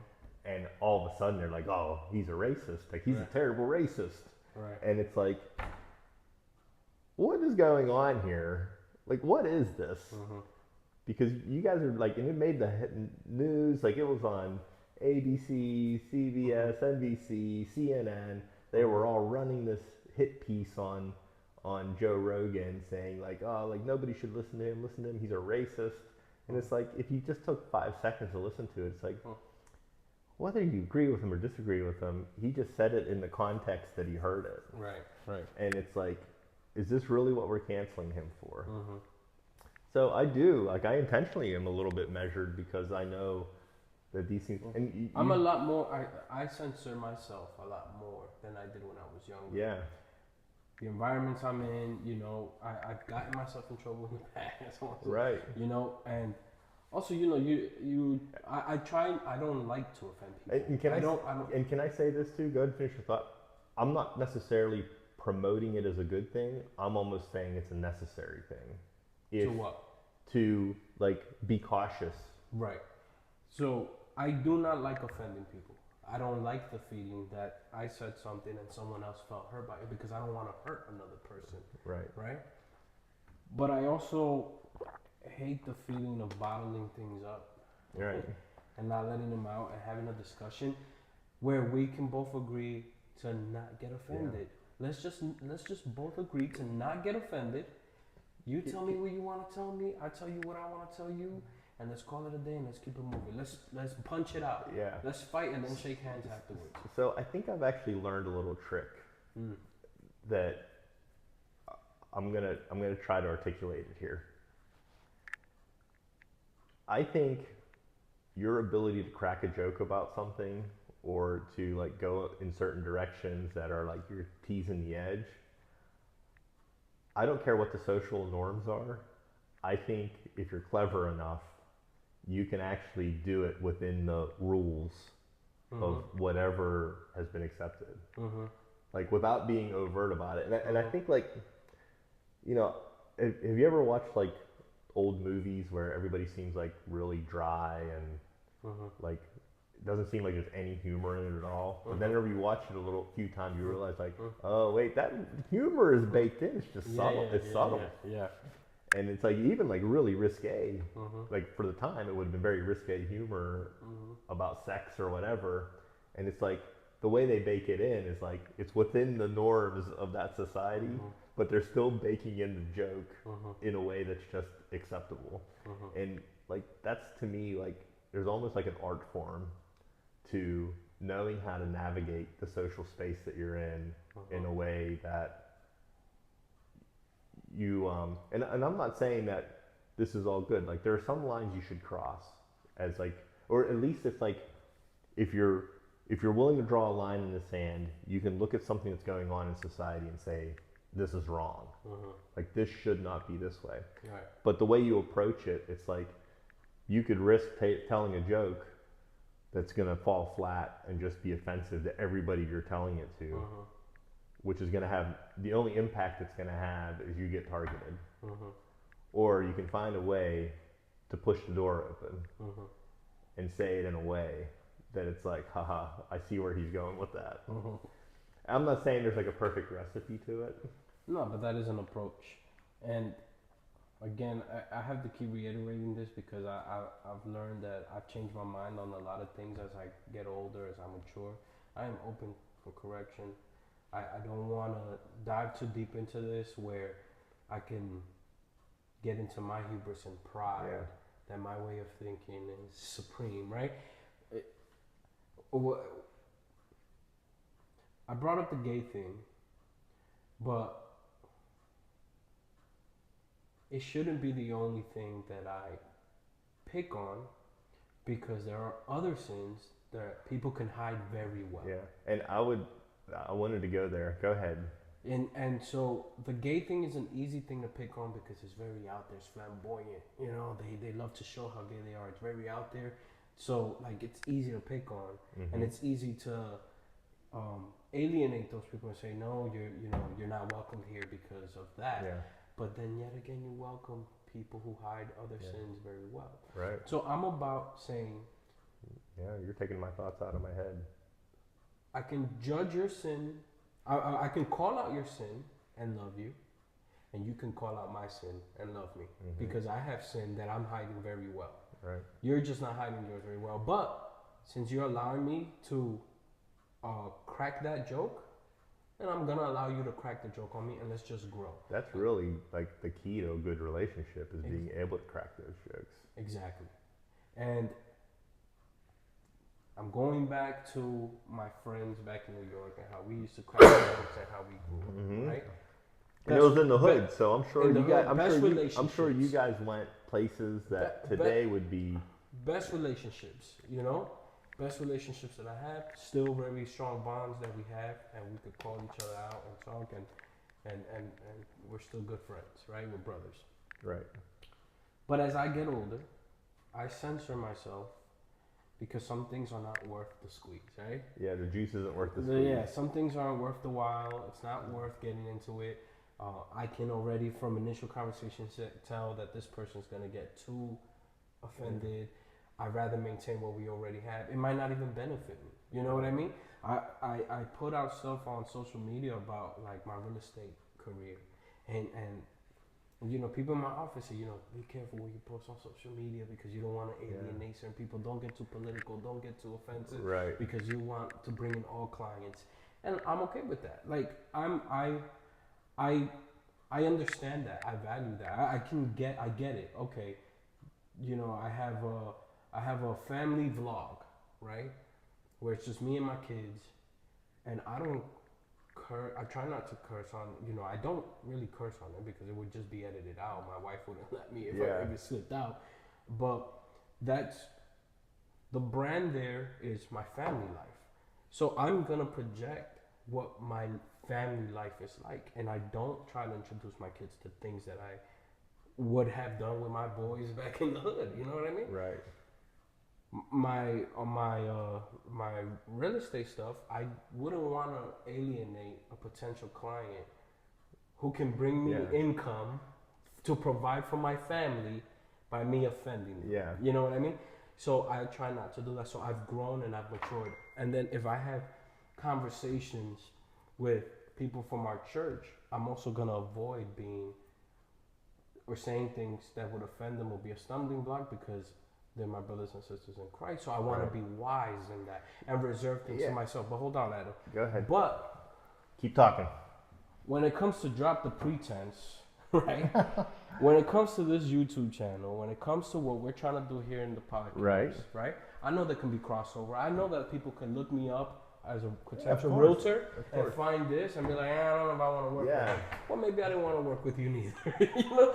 And I'm glad that you know who I am, because when we drop those barriers, we drop those walls, and you get to know that even though you disagree with me, I still care for you, and you will show me the same respect back, then we can get the ball rolling. So Very well said. the part about my boys, right, and these issues, the abortion, the gay, right, they're easy to pick on, but I have friends back in New York who made fun of the same things Trump makes fun of and vote Kamala. Like, I just don't get it. Like, I know who you are. Like, I know the kind of jokes we crack, and I know the kind of things you believe. And it was like virtue signaling, right? Correct. It's virtue signaling. And I'm like, well, I know that you don't agree with these things. Why? Well, no, because this and that, and I don't stand for his this and his that. And it's like, yeah, but you believe in God, right? And you believe in, you have these values, right? So shouldn't you align with what's closer to what I believe is the supreme value, Yeah. God and history and truth. And then but then I could throw myself in the same bucket, right? And now I really want to tie it all in where I'm saying that what you believe in is based off of your circumstance, and your people are self-seeking. We're all self-seeking individuals, Yeah. and all of us are hypocritical. Are you saying we're all selfish and hypocritical? We all are. You're absolutely correct. We Yes. all are. So you're gonna be you're gonna choose based on your motivations. And I'm gonna be very transparent and I'm gonna be very honest here, and I'm gonna say, when I was younger, right? Back to the abortion thing, right? When I was a womanizer and I was sleeping around, and if I got the wrong girl pregnant, I wanted her to get an abortion. And my boys and I would talk about it like, nah, I gotta pay for that. You gotta take that Plan B bill because you don't want to mess up your life, right? Right. So my motivation at that time, in my immaturity and my sinful way of thinking, led me to think those ways. Yeah. When Christ changes you and you grow and you mature, you start valuing different things, right? So you start saying, okay, I think a baby deserves to live, right? But am I gonna be a hypocrite and say I'm so for it, right? And forget that based on the circumstance, you may think differently, because I was in a different circumstance in life where I probably would have not thought that way. So I'm gonna try to, even though I speak the truth and even though I say that, it's like if you tell me why you want that and it makes sense, it's like it's hard for me to be so overly righteous and say, well, you still shouldn't do it though. Because I was there, and I'm not that person anymore, but I'm not expecting this person to have a standard or a value that I didn't have at that time either, because time needs to elapse and that person needs to mature and grow in Christ, and they need to get to that point. So grace was given to me, so I'm going to give grace, pass it on. So I hesitate to recount this joke, but I'm not a huge Dave Chappelle fan, but his couple of his Netflix things were really funny. Like, caught me off guard funny because it was so, like, came out of the blue. But one of the things that he said in Sticks and Stones was, he's like, I'm not for abortion. And everybody's kind of like not sure what to think. And he's like, and I'm not against it. He's like, it all depends on who I get pregnant. Exactly. That's exactly. And it's like, that Exactly. can't, and don't get me wrong, like, I mean, I was like, part of me was like cringing, like, oh, that was like the worst joke ever. But and then it it's- was like, but it's oh the real. man, there's probably more truth to that hypocrisy Exactly. than you can imagine. Exactly. And I would go one step further, like, some of the most interesting pro-life women are the ones that have had abortions. So, like, there are people that I know in my life that have had abortions that are pro-life. Like, they look back and go, oh, like, I'm not, like, like, they don't look at it like, oh, I have to support it now because I did it. If I can have an abortion and drop this belly, I will. Yeah, right. Abort the fat. Abort this fat, But so, like, in the abortion, and it's like, I don't want to make it seem like I'm undecided on this subject. Like, my stance on this is I cherish life. Like, I think as a society we should cherish the potential of life. And I don't like pulling this lever because this lever is in the same strain as men can't have an opinion about this topic.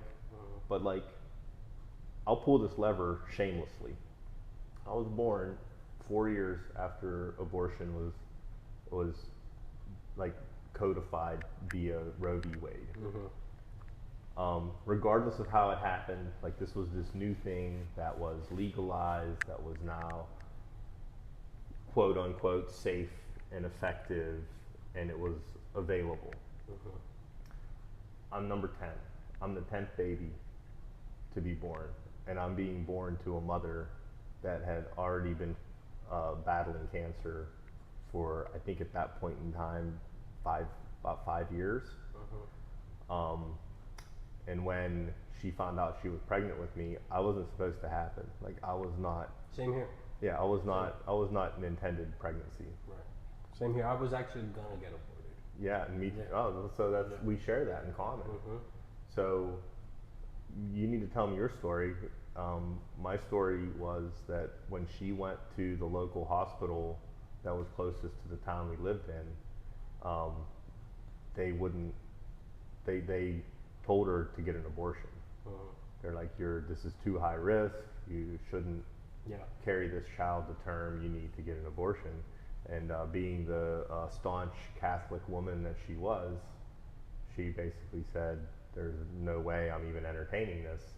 And she went to her original doctor who delivered a bunch of the other kids, Mm-hmm. and he knew well enough that she was having this kid no matter what, Mhm. even if it endangered her life. Mm-hmm. So like, do I get to now have an opinion about abortion? It's like, well, a woman can say, well, Adam, that was her right to choose that. Good for you that you survived, but that still doesn't give you the right to say one way or another about how the laws work. But I want to look at abortion. We have a tendency to want to look at abortion through the individual level. We want to look at it through the lens of the 12-year-old rape victim that's being forced to carry the child of her rapist to term, Mhm. and what are the implications. Mhm. Or someone comes to find out through a sonogram that their child is deformed, and do you want to force that child to live in a Right. world that's going to reject it? And then this is when the good arguments start coming up, and it's like I just shut my mouth because it's like, yeah, that's valid. Well, I can understand the arguments for sure, but like, I think the problem is, and this is more of this societal thing, like when we go into that realm, we're talking about the exceptions. So I believe, and someone could fact check me on this, but I've listened to enough pro-life people that say statistically, the vast majority of abortions, Aren't those they're exceptions? they're just birth control. Yeah. They're just birth control. Okay. Like they're literally just could be somebody who is just trying to live their lives as an adult. Mm-hmm. They have a relationship with somebody, they get pregnant, and it's like, well, I just don't want this kid, Mm-hmm. and they have it aborted.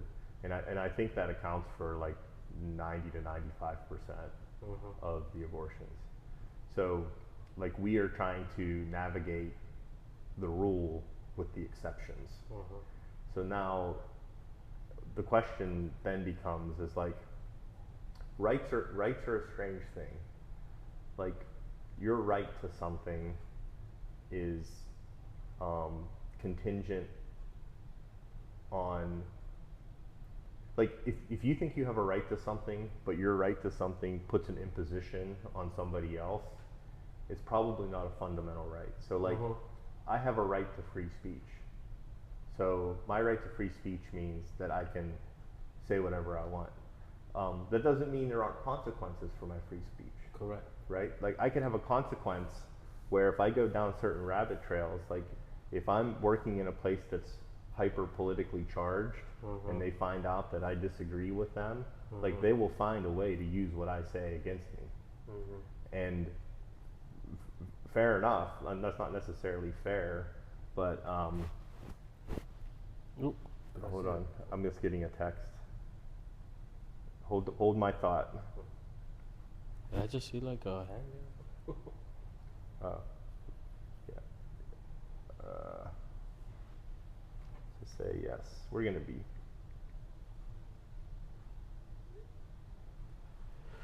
Sorry. Sorry. So, did you hold my thought? That it would be imposing on someone else's. Oh, okay. Thank you. So we have other things now that are quote unquote rights that I have a real problem with. So like, do we have, for example, a right to education? So like on the surface it sounds good. Like, yeah, everybody should have a right to an education. Well, how does that work? Does that mean that like you have the right and the freedom to go out and obtain an education? Or does your right to an education mean that the government needs to fund the mechanism for your education? And like, say what you want, like we've had public schools in this country for a long time. We can argue about that, but like there's public, there's private schools, you have continuing education, college, and right now, what are they trying to do? They're trying to push the window and say, not only do you have a right to a K through 12 freely given taxpayer funded education, but you also have a right to a 4-year degree, which means taxpayer funded, and it's something you can obtain for free regardless of your stature. I personally don't think that's a right.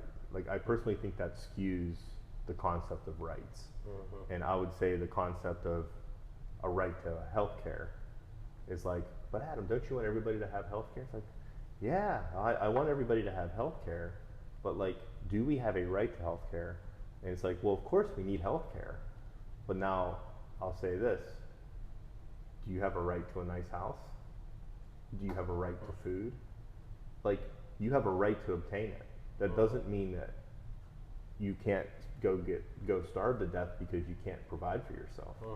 Like, I mean, this is where the difference between having liberty and freedom versus government handouts. So right now, we have a lot of government handouts that we framed as rights. So like, a right becomes a thing that gets given to you. Well, if your right requires, like, if I'm a doctor, or how about this? If I'm a mechanic, and I'm the local guy that changes tires, and somebody comes up without any money and says, I have a right to tires. It's like, yeah, you do, but you have to pay me $800 to get your tires replaced. It's like, no, you don't understand. I have a right to tires, so you have to give me tires for my car. It's like, wait, now we're skewing the concept of rights. It's like, you surely have a right to obtain whatever you want, but if your right imposes on somebody else, now you're getting into a strange territory. So where was I going with that? So like, the abortion issue gets sticky because what's the whole definition around? Like, we're talking about the life of the woman. And it's like, okay, but is there only one life we're talking about here? This is like, I don't want pro-life people to get dismissed as monsters. I mean, the pro-life person, I think in essence, has a sanctity for life, and they don't see just one life there. They see 2 lives, at a minimum 2 lives. So, like, this is where I think the conversation gets strange. I think the sober-minded person would say, on the larger scale, it's like, we're not just dealing with an individual making a choice. We're talking about the way society views life and whether we view it as sacred. So like, I accept the reality that there are edge cases that can be debated, but I don't think that that's the core of what we're talking about. And I think things have even gotten more strange because it was like, it used to be that abortions were supposed to be legal, rare, safe, and rare. So like, the idea was, it's like, we as a society accept that this isn't something that we want, but we have decided to believe that it's occasionally necessary. It's gone from that to, this is something that we celebrate as a fundamental thing that gives women rights. And it's like, well, it starts to get really sticky, because the moment somebody who's pro-life raises their hand and says, well, actually, I want to make it difficult, at a minimum, I want to make it difficult for people to think that the easy option is to have an abortion. Well, now you're allegedly interfering with women's rights. But I don't know the answer to this. I'm just gonna question it. Does a woman have a right to abort a child if she chooses not to? Is it a right? Is it a right? Mm-hmm. Well, that's the sticky question. I mean, we're asking whether that child has the rights too. When does that child obtain their rights? Mm-hmm. I mean, like this is the key, right? And if you think about it, like in Europe, for example, abortion is legal. But most people don't realize that a lot of European countries, they're actually very restrictive on how late you can get an abortion. And why? Like, if women have a right to an abortion,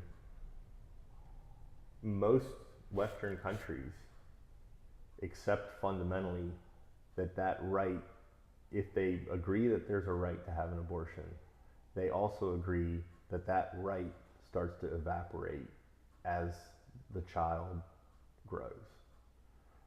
And that's why you have like laws around terms. So like, I'm not saying I agree with this. I'm just trying to state it as dispassionately as possible. Mm-hmm. It's like, yeah, that the my right, question was at some the same point, thing. yeah, at some point in time, the right starts to shift to the baby. Mm-hmm. Now there are a lot of people in the United States that right shifts instantaneously and automatically the moment the child goes from inside to outside, right? Like there's binary there. It's like before it's outside, Mm-hmm. the woman has the right to abort the baby. The moment it's outside, the baby, if it was killed, would be murder. Mm-hmm. So murder here, Abortion there. abortion okay here. Mm-hmm. And so, at a minimum, sane people would be like, well, technically that baby could survive outside the womb at whatever number of months, which actually keeps getting lowered because technology keeps getting better. Mm-hmm. So like whatever it is, 5 months, 6 months. Mm-hmm. It's like, well, at some point in time, that baby becomes quote unquote viable. I mean, and honestly, like I think a lot of these terms are noxious. But Are there Christians that believe that birth control is a sin? there's Christians that believe all kinds of things. I mean, I think you can find a Christian that believes whatever. Would birth control be considered a sin? I don't know. That was a debate. I mean, I don't know how much of a debate it still is, but I'm sure in certain very traditional Roman Catholic circles, they would still be pretty hard on birth control being a sin. So, and this gets back to like the bigger issue is that, you know, I'm probably just like a contrarian at heart. That's probably what it is because I see, like for me that I don't know. Is it biblical?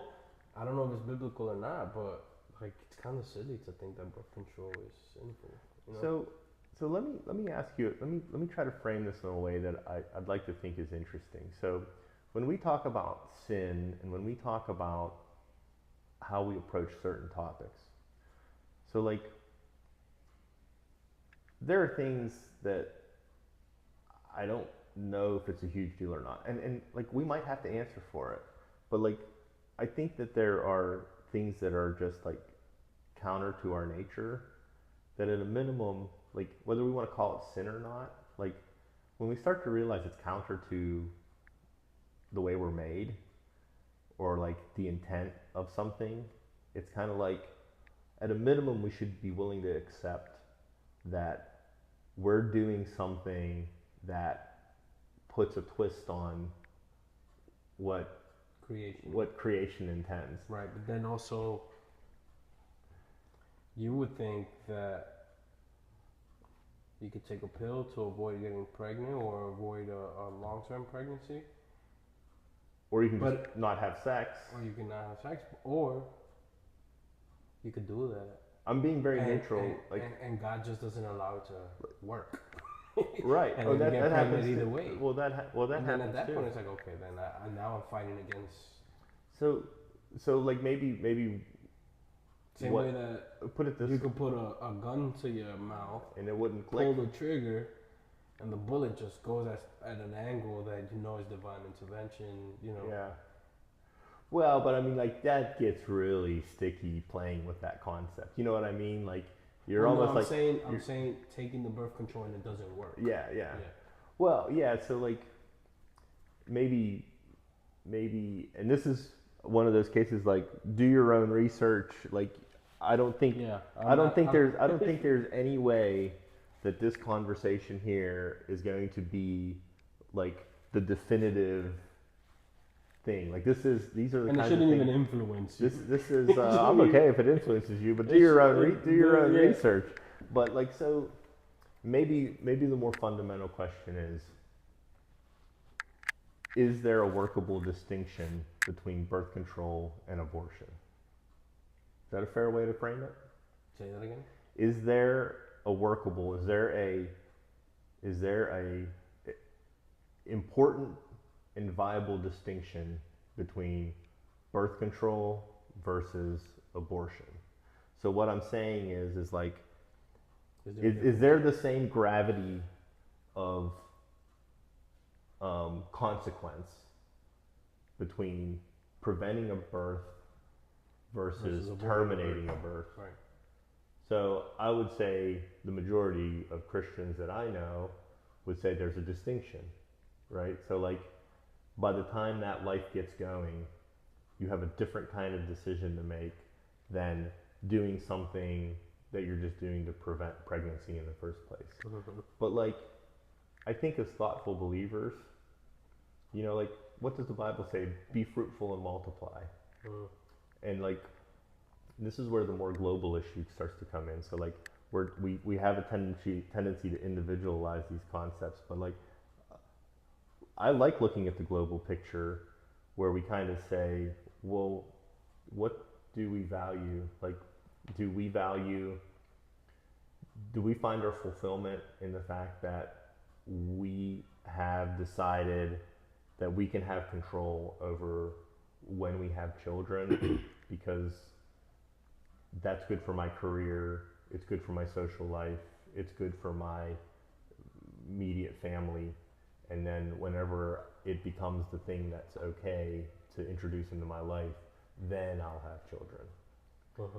Rather than just saying like, all right, I'm in love, and the consequence of being in love and having a relationship with your spouse, the intended or unintended potential consequence is that you're going to start having kids. Like, so God says, be fruitful and multiply. But what's the counter to that? The counter is, well, there's, I don't know how many people say this still, probably a lot.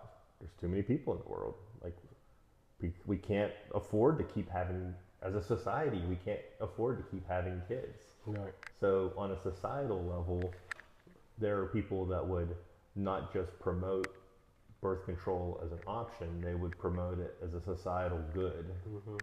So now we just turn sex into a fun activity that we can do leisurely to satisfy. But like, is that really the intent? And I mean, it's like, well, yeah, it's convenient, and then I can just keep living my life, and that's the way we want to proceed. But like, one of the things that's, and I don't know if you're aware of this, man, when I was a kid, and it's still prominent today, everybody thinks that we're overpopulating the planet, right? And as societies get richer, people have less kids. It's just like the way it is. Poor countries have tons of kids, and then rich countries, they like collectively just stop having as many children. And today, what's interesting, and I think Elon Musk was actually one of the first prominent people publicly to say that we're at risk of population collapse. Mhm. So like just on the practical level, Mhm. like he was basically saying like we should not be worried about a population bomb in the planet. We should be worried about population collapse. Mm. And what's interesting is that the news has caught up with him. Mhm. So now you have countries like China and Japan that they have these aging populations. So did you know about China's one child policy? Oh yeah, yeah. So we're like they're starting to see the consequences of the one child policy. And the one child policy was really, Enforced. it was enforced, and what was an intended or unintended consequence was if people knew that they were only going to have one child, they would wait until they had a boy. They would abort until they had a boy. Mhm. So there are a lot more males in Mhm. China right now than female. And I don't know what that means by a lot. I'd have to look it up. Mhm. But it's like, it's not 50-50 Mhm. between the distribution of males and females. Okay. And Yeah, now I they're remember starting, hearing this sometime. yeah, so their population is starting to bump into a potential brick wall Mhm. where they're gonna, and I think they're already starting to see the population decline. And I think Japan is ahead of them. And Europe is in there too. And this goes back to the whole immigration thing, because like the United States, we're debating over how to deal with immigration. And it's like, well, what's good for the economy? Is it a growing population or what? Like, and how are we growing it? Mhm. Well, we're not growing our population from the people that are here because we're wealthy, we've throttled it, like everybody's having 1.5 to 2 kids basically, right? Mhm. Where you have potential immigrants that'll come in and they'll have 5, 6 kids. Mhm. And it's like they're literally feeding the talent for the next generation. And that's not happening in Japan. And Europe is dealing with an immigration thing. And it's like these things become, I mean, whether you like it or not, or agree with it or not, it's like, what is the cultural relevance of an influx of immigrants?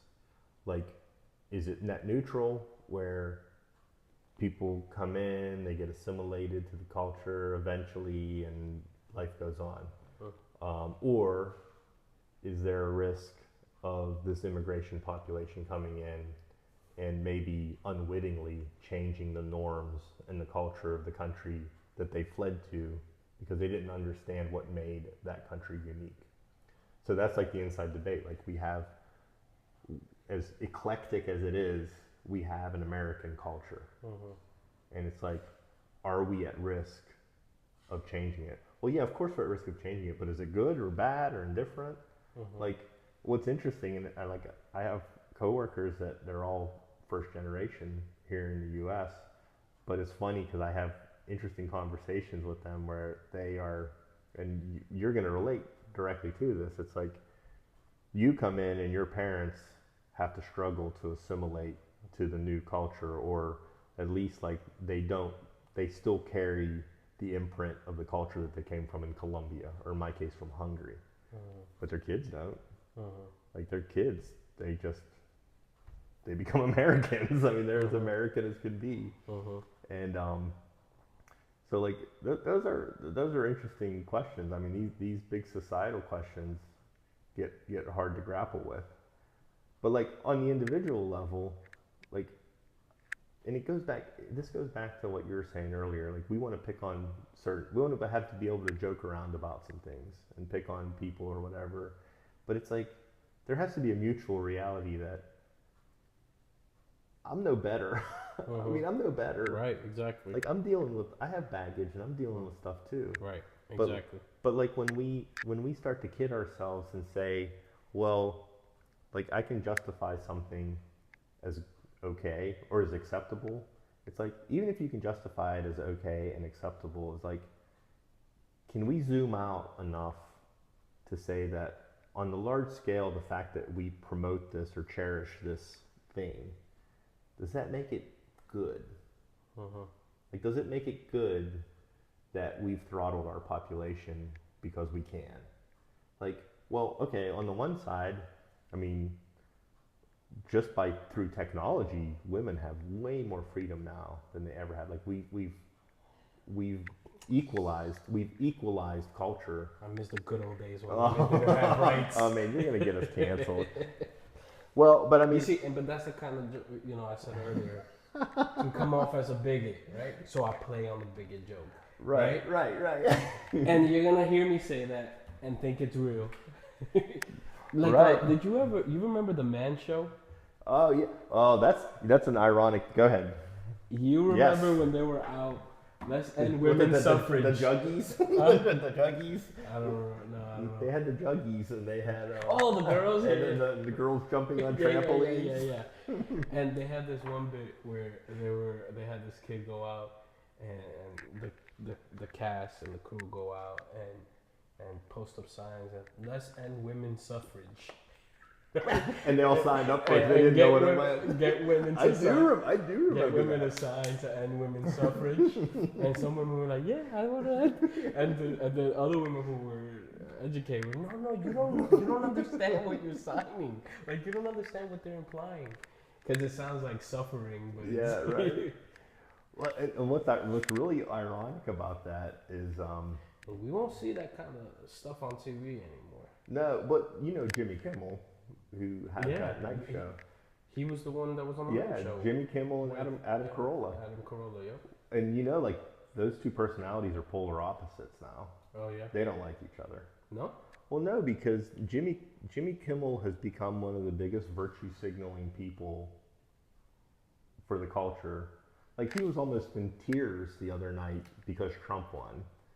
And you know, like he's complaining, and I don't know, I'm paraphrasing, but you know, like it's the usual tropes. Mm-hmm. You know, like women are gonna lose their freedom, racist, misogynist, homophobic, Nazi. Like they pull out all the stops to describe Trump and how bad it's gonna be because he's the president, and he's like crying on TV. And like people actually like to lambaste him because they'll look up old Man Show episodes where he's being, Okay. you know, he's joking around, but he's being a total misogynist and like Yeah. making fun of women or like sex. But people can have a change of beliefs, right? Yeah, but like, I think he's an empty suit. Like, I think I guess, like, if I'm being gracious, like, yeah, maybe he's changed. But the thing is, Adam Carolla hasn't changed. well, it's not that. Adam Carolla has grown up and matured. Like, he wouldn't do things like that anymore. Like, I'm sure he looks back and thinks that was an immature time in his life. But he's pretty. You're middle-aged man at that time. Well, no, he was still pretty young. 'Cause, like Is right he? now, I think I don't know. He's got to be like maybe in his mid-50s. He's not Really? that old. I thought he was older. He's not that old. So, but why don't they like each other? Well, because Adam Carolla thinks that Jimmy Kimmel's a sellout, and Mhm. he's basically sold out to the corporate world, the corporate media. Right. And Adam Carolla has like become more of a freedom fighter. Like he views he is like you. Like he wants to support the ability to have kind of like a messy conversation where you're cracking jokes and like you're not like on eggshells because you might say something inappropriate that offends somebody and therefore you get canceled. So Adam Carolla has a podcast. I mean, if you look him up, he actually has some pretty interesting conversations. He's written some books, I gotta check him out. but he'll bring people on that are conservatives that they're just talking through how like collectively we're doing some very strange things Yeah. as a culture to ourselves. Yeah. The whole cancel culture. Yeah. Cancel culture thing. It's annoying. And I wouldn't even say like he's particularly. I mean, I don't think he's a Christian or anything. He just has realized that the left, like the left wing, the Democratic Party. I'm not saying Democrats, but I'm saying the Democratic Party and the left. They've collectively like gelled around these ideas that a lot of people are looking at, even liberal people, and saying, man, these core concepts that they're promoting, they're un-American. Like they are not freedom. They're not about freedom. They're about getting people to comply to their way of looking at things. I know you. I know you hate these kind of answers, right? But all I know is that we just all need a savior. Just Of course. read the scriptures. Just as we're all hypocrites, we all need a savior. We all need saving from others and from ourselves. Right. And that's all I know. You Yeah. know, I don't know enough about all these other things because But- there's so many good arguments about different things, and the questions are challenging. And yes, we should be dutiful and go and research and study. But then you study, and you either sell out to yourself to your old ways, or you just reinforce something that's incorrect So about yourself, and your own hypocriticism becomes more. It magnifies, you know, and then you realize how much of a hypocrite you really are. So like, I appreciate what you're saying. I do. I really do. And I know you don't like those kind of Well, approaches to yeah. things, but if I'm being honest with you, that's how I think. It's like all I know is, man, I just gotta get into scripture, pray, Yeah. and let God lead me and guide me, because I'm gonna mess up. I'm gonna say something or think one way that I might be. I might think I'm championing for Him, but then I'm not really. Yeah, and I mean, I appreciate that, but I also think that, like, if you ask me, I think the way you framed it, and I'm going to push a little bit, Go ahead. I think it's a little nihilistic. So, like, I think it potentially takes away your opportunity to just at least be an objective observer. And what I mean by that is, like, everything is put in front of you. You are not required to frame an opinion about it. But, like, you can at least be an information gatherer. And I have a friend that I've had now for years. But we did start this off by saying I am just being an observer when it comes to politics. But that's good. Right? And I don't take that as complete pushback from you, because that's It's not. literally what I said about putting the ball in someone's court. Right. Let's just be objective observers, right? Right. And I'm gonna give you information, and then you deal with it the way you think you should deal with it. Yeah, and I don't think we're in disagreement, but where I want to push a little bit is that I've had this conversation where I've had friends that almost have like a call to arms, where it's like, if we believe this, like, we have to fight with everything we have, and we have to, like, push forward. Like, you have to, like, at some point become the activist. If you're gonna be true to yourself, you're gonna be an activist. And I could be wrong, but I also think that there is a space to be had where you're a learner. Like, you're willing to see where your blank spots are and just say, like, hey, you know what, I'm gonna look up Adam Carolla, like, what is he up to? Like, and just start to understand, like, what are these people talking about? And it's like, all right, so one of the complaints that has been there for a long time is that there are a lot of conservatives or Christians that are cowards. And it's like, I would almost want to put myself in that bucket. Like, I can look at many times where I express cowardice, and that cowardice expresses itself in not standing up and fighting for something in an opportunity where I have the opportunity to stand up and fight for it. So, like, okay, you can have right and wrong, and you can be right and be the hypocrite and not fight for it. But I think sometimes what the temptation is like, if I don't know how to fight for something, then I'm going to view that as something that I'm not going to put energy into, because once I do discover what's actually going on and start to make a formulation of how to believe something, I mean, I might be helpless. I might have a conviction about something and have no clue what to do with it. And it's like, well, I would rather be a coward that's right than an activist who's wrong. Does that make sense? Yeah. So, like, I think for us, and this is like the challenge for anybody who's listening to this. And I think that's a good way to end it. You had a lot more? Yeah. Well, I mean, you know what's funny is we never actually got to review the last one. So do you have like maybe like 10 minutes and then we can No, call yeah, it? no, I have time, but say that one more time. I'd rather be a coward that's wrong. I would rather be a coward that is right Right, I mean, yeah, a coward that is right than than an an activist activist that's wrong. that is wrong. Perfect.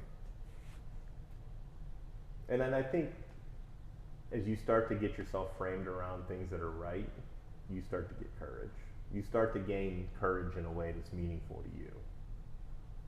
So we're ending it there, but we're gonna switch subjects. So good way to end the podcast. Well, But can we spend like 10 minutes reviewing? yeah, but hold the on, last- because there's something that you just that. Did you finish your thought on Yeah, that? go ahead. Yeah. Yeah. Are you saying you rather be a coward that's right than an activist that's wrong? Yeah. Right. And then when you start gathering the information, right, Right. you start gaining the courage and the confidence to not be a coward, right? To speak Yeah. up on these right things, right? Right. That's my walk with, let's say, like Christian things. I have no problem with saying, let's go into the scriptures. The scripture is the ruler, the decider. Yeah. I'm confident in that, right? Let's talk about that. But then let's say like politics, it's where I say I don't know enough, Right. so therefore I'll be cowardice about it and Yeah. speak up because I can speak up about something that I'm wrong about and champion that and not understand what the implications on what I'm really Yeah. standing up for because I don't know enough. I mean, do you realize that like what you're saying is something that it should be multiplied? Because we do have a tendency as humans to be like, I'm standing up, I'm just like, it's like almost like you just jump on it because like the moment you feel like you have something, but like I think there's a humility to what you're saying where you'll stop and you'll pull yourself back, not because you're necessarily afraid. I know we're talking about in terms of being Right. coward, Right. but like it's not that you're necessarily afraid, but like you have a check on yourself where you have enough information to know that you don't have enough information. Uh-huh. So like now you kind of back away from the subject. But I think, but my encouragement would be is I would think that for someone who's growing, that should be transitional. Like that should be a transitional phase in your life. If there's something that you're convicted by to say like, hey, you know what, I need to maybe sort this out a little bit better and learn from it. I agree with you. Mhm. And therefore, that's why I transfer that on to someone else as well. I have that same hope for someone else, where even though I think that you're wrong, I'm giving room for your Oh, growth. amen. I'm Amen. giving room for your growth, and I know that you Amen. eventually, because it's not you who's going to do the Yeah. work, it's God that's going to do the work, right? Yeah. God is the one that decides if that birth control pill works, if that bullet works, Yeah. if you were meant to be born or not meant to be born, if He's gonna convict you of your sin or not. Like it's in His hands, Yeah. and I trust Him more than I trust myself. Right. And so I encourage you to do the And same I thing. mean, isn't that Take that too- burden off of yourself, give it to God, let God take Yeah. care of that, and then as a consequence, you're gonna start growing and changing, and that's why I say you're a product of your environment and what kind of influence you have. So I'm not the same George I was before, Amen. right? And I don't hope to be the same George 10 years from now. I hope to Yeah. be a better reflection of what a Christian it's- is, and look at this video and be like, man, I was so 10 wrong. 10 years from now, Yeah. it's not even about being wrong. It's Oh. just like, man, I've learned so much. Learned so much. Time Since has then. passed, and the Yeah. only reason I learn is not because I'm an intellectual man or because oh look at me how smart I am, I can do the research. Is because God guided me and brought Yeah. me in line with the path where He needed me to be, so that I can be more like Him and be sanctified, and then when I die, be glorified, and or get my glorified body, and then look back at my, well, if He allows us to remember it, but think back in our earthly walk and be like, man, I was so Yeah. lost. I was so total depravity, right? Exactly. And that's a whole nother conversation. But That'll be a good yeah, conversation. we'll solve the world that day. Yeah. We'll solve all the We're world's gonna solve problems. the world's problems. And while we're here, right? While we're here, we do what we can, faithfully, trusting we'll fall, Man. we'll stumble, we pray so he can pick us back up. And when you're a product of your environment, you have a certain vernacular, you have a certain way of speaking, like the N-word. Yeah. I say the N-word not as much as I used to, not the hard R. Yeah. Not the hard Oh R. my gosh. Not the hard R. Thank goodness. Not the hard R. Not in that context, but just the vernacular of the people I grew up with and how we spoke. Years ago, right?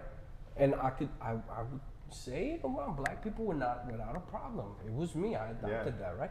And years ago, if a black person told me you can't use that word, I'd be like, so what? I'm gonna use it. Do Yeah. something about it. I'm not that tough anymore. Right. I'm not as tough as I thought I used to be. So now, I don't use it as much because I'm not in the environment where I need to use it or I'm Yeah. hearing it as much. So, sometimes you habitually hear Yeah, something. you adopt things. So you habitually say it, Right. I'm not around that environment, but even if I were, it's not so much part of my dialect so much, and I choose not to. The same way that I probably try not to use the F word as much as I used to before, Right. because it just doesn't flow out of my tongue as easily. It Right. just, and in certain environments, like I understand it can be offensive, or you can be perceived as more ordinary, Right. right? And not given the same opportunity or nothing because of the way you speak, or it might be looked down upon with someone who's pretty high nose and thinking that because you speak a certain way or express yourself a certain way, you're not up to par intellectually, which I can prove a lot of people that I can be up to par with you. But I pass that on to my kids. I say to my kids, listen, don't curse because some people will interpret that Yeah. as you not being educated or you just, it can be offensive. So now, You're a stumbling block at that point. You can be a Exactly. stumbling block. exactly. Yeah. So now, I choose not to use that. I mean, I will with my boys when we're just still talking. Like, just, it is what it is. I know who to say it around and who not to say it around. But now, if let's say I said it around a black person who told me, listen, you shouldn't be saying that. You know what? You're right. I'm sorry. Yeah. The same way, It's crazy that you say that. And this is like because I this grew is, from that. This is such a cultural difference between us. Right. And it's not that I didn't hear it, but like I heard it when I heard it. It was like people in the country who were looking at what they viewed as a bad culture. Mm-hmm. You know, those What? those N-words, Oh, yeah. right? And Yeah, it that's wasn't all not the it wasn't all the time. But what you're doing is like just talking about the way it's like pretty much accepted in a certain culture, like a rap culture. Right. Like it's just Slang, accepted. Yeah. And it's like so. But don't get me wrong. There might be areas in New York that I can be in, dressed the way I'm dressed, or behave the way I behave, or have a certain status that I may have. Certain people in New York would tell me, you shouldn't be saying Yeah. that. And there was a time when I did not care. I'm like, I don't care what you're saying. I'm going to use it because that's how I speak. But now I get it. I Right. understand why you would think I shouldn't use that. So that gets weird too, though. And I mean, this is like maybe for another topic. There was a Netflix special that I watched. I didn't watch the whole thing, but I watched enough of it to understand where it was going. It was called Dear White People. It's still on there. You can look it up. Did you ever hear of it? I know of it, but I never saw it. And like the way that was all played out, like I think there's actually something culturally worth pushing on there, and I think Bodhi Baucham does a good job dealing with this. Like, it gets strange whenever the cultural norm says, in a certain context by certain people, this type of speech is allowed, but the moment you adopt yourself to that culture, if you're not part of that ethnic group, you are treading in a dangerous territory. Like, I agree with you, and I mean, I wouldn't use it. I And wouldn't you know use what's it the in any. flip side culturally where you and I stand? I would censor myself from saying the N-word around white people Yeah. instead of around black people. Oh, yeah, that's what's really bizarre. You know what I mean? That's what's bizarre. That's the bizarre thing. That's the Like, bizarre I would thing. not say it around a Yeah. professional Like- or around someone who's not a minority You know. Yeah. Um. But that's weird. Like, doesn't that just show the way we almost artificially sow divisions between Right. groups? It's like it's not even the ethnic thing. It's like we have set up cultural norms in this sphere, and you, by your ethnicity, you are disallowed to participate in this. We're allowed to participate in it because we've decided it's okay. But if you repeat the exact thing that we're saying, it is like you're dead. You are dead to us. And it's like I would want to talk about that.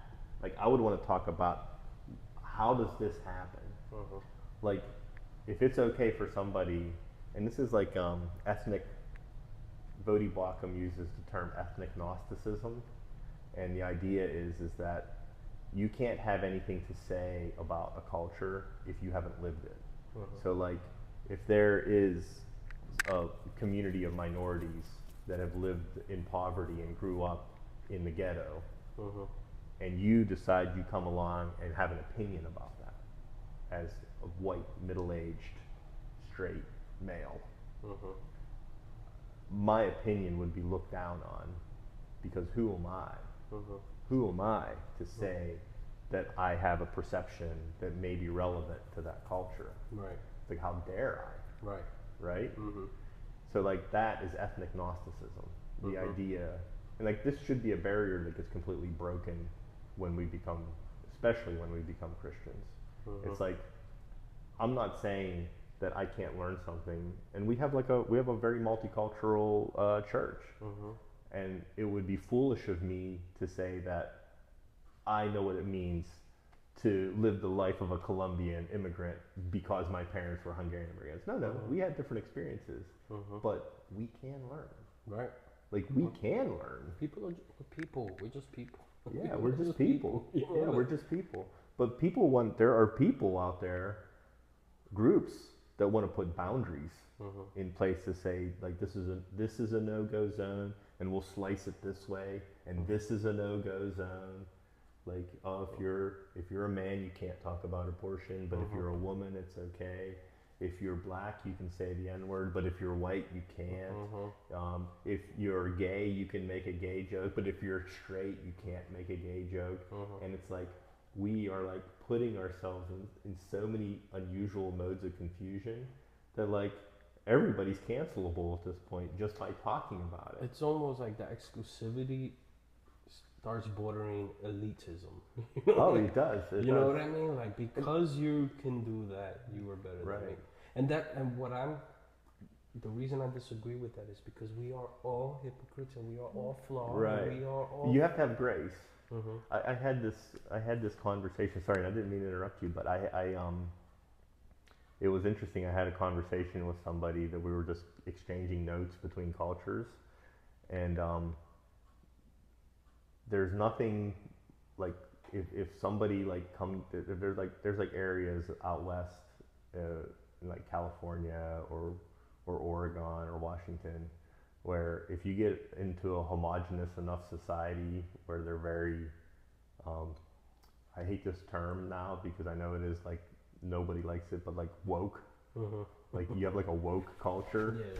Yeah. Like in Portland or something? Yeah, tell me if that pejorative's not okay. Put a comment. But like, I mean, it denotes the idea that you know you have this culture that is aware of social injustice and like they have like an activist in their hearts. And the moment you step out of line and question it, like there's like work cultures, these are companies where like if you raise your flag and say I'm not sure, like I'm into all this, like I think there's some things that are wrong here, they'll ostracize you.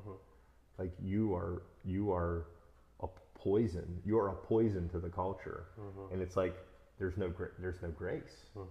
Like, and this is where like as a Christian, like if I have somebody that I work with that I find out that I disagree with them politically or religiously or sexual morality wise, whatever, it's like my perspective is like, well, I mean, I still might like you. Like I'll work with you, and it's like we can even determine if there's some topics that we just shouldn't talk about, then we just don't talk about it. Like we're here to work. But then I think there are also people, and it doesn't matter. This isn't like a this is what the Christians do versus this is what the non-Christians do, or the conservatives versus the liberals. It has to do with like, is your personality set up in a way where you can interact with people that are different than you in a gracious way? But like, I do think that there is a gulf where I think people that have made like politics their religion, they will be ungracious the moment they feel that somebody is stepping out of line. And like, these are the people of, potentially people of tolerance.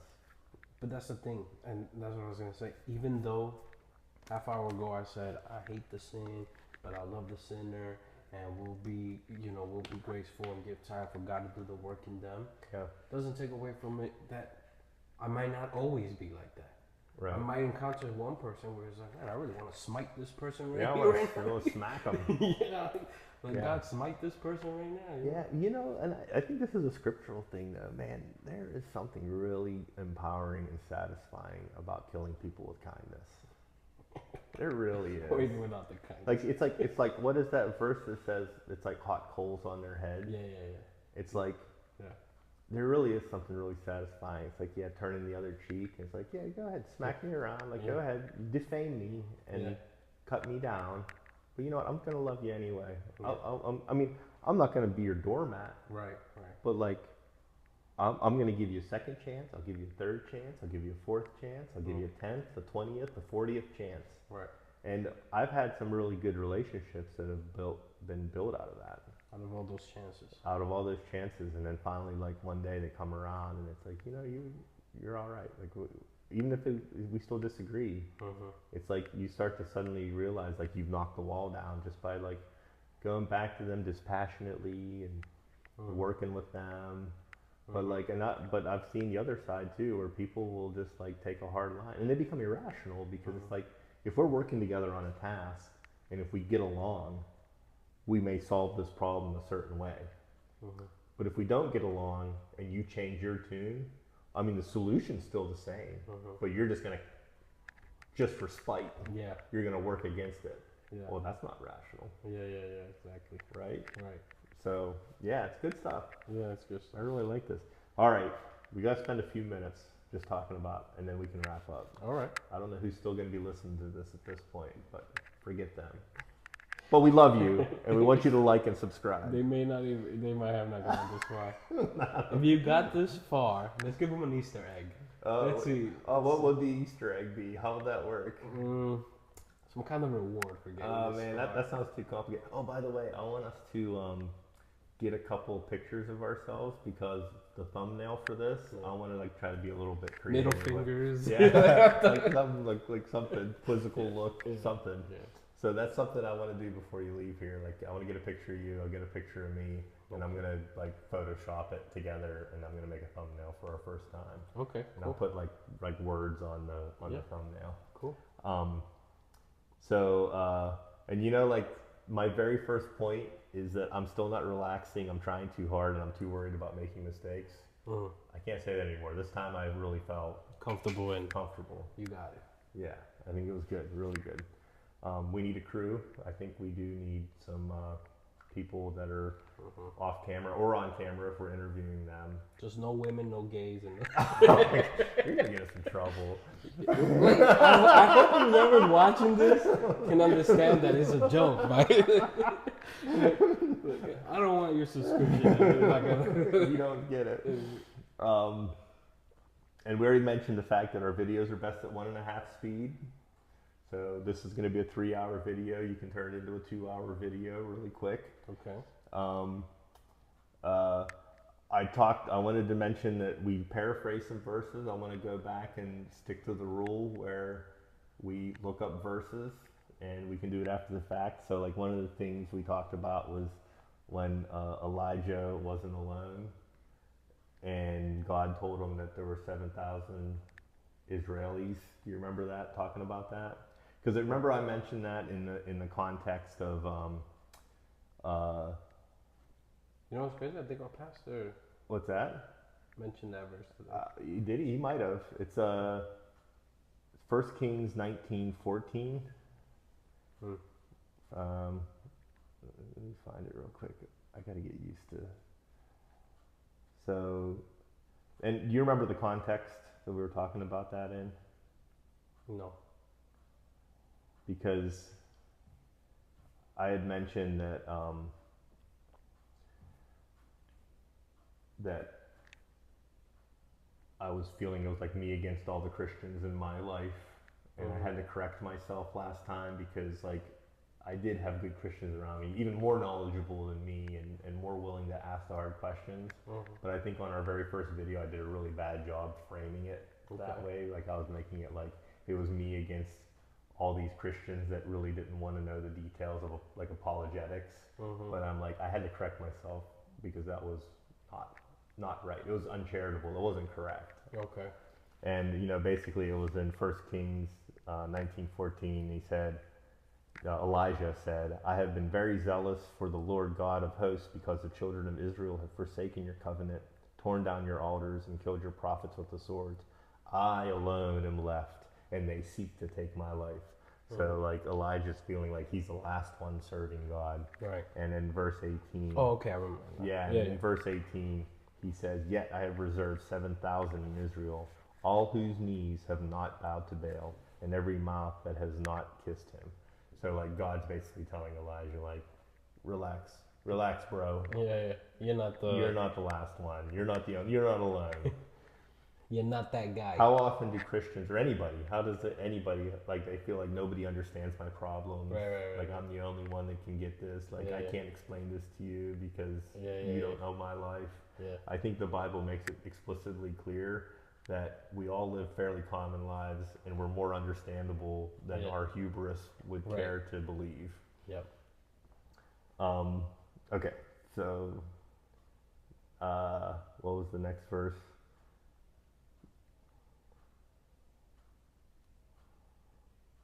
The common clay discussion. We paraphrased that verse. So I looked up the verses that deal with common clay. So you I think that might have been me. Yeah, you brought that up. So, and honestly, that part of the conversation is one of my absolute favorite parts of that session when we were talking about common clay, special clay, but we never actually looked up the verse. Yeah. To review. That's why we need the crew to just kind of. Yeah, to get us to it. Yeah. Get us to it. But I think for now, since everybody's already shut us off for our own edification, I think we should go through them. So that came from Isaiah 64:8 is one of the verses. It says, But now, O Lord, you are our Father. We are the clay, and you are our potter, and all we are the work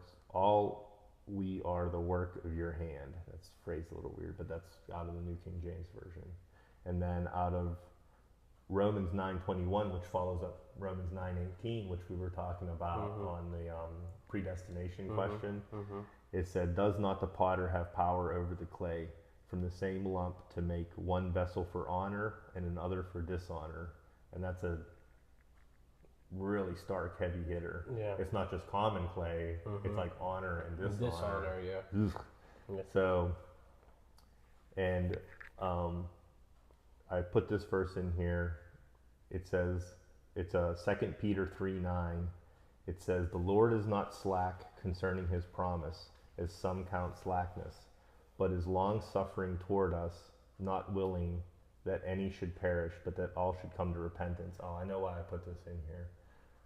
The reason I put this in here, it's like the hardline Calvinist would look at a verse like 9:18 and say, like, some people are made for salvation, some people are made for damnation. Don't worry about it, that's just the way it works. But it's not that simple, because you have a verse like 2 Peter 3:9 that said, The Lord is not slack concerning his promise, as some count slackness, but is long-suffering toward us, not willing that any should perish, but that all should come to repentance. So God does draw a line in the sand, but this is giving us the impression that he is also interacting with our free will, because he wants us to come. He wants us all to come to a saving knowledge of him. It's not that some are meant for damnation and some are meant for salvation. I would read that verse as that everyone's meant for salvation. It's just that some people will reject them. Uh, And the reality is, he knows who they are. So Uh-huh. that pushes you more towards the free will uh-huh. side of the argument. Um, and this is a little bit longer, but this comes out of Exodus 2:11. So you remember when we were talking about,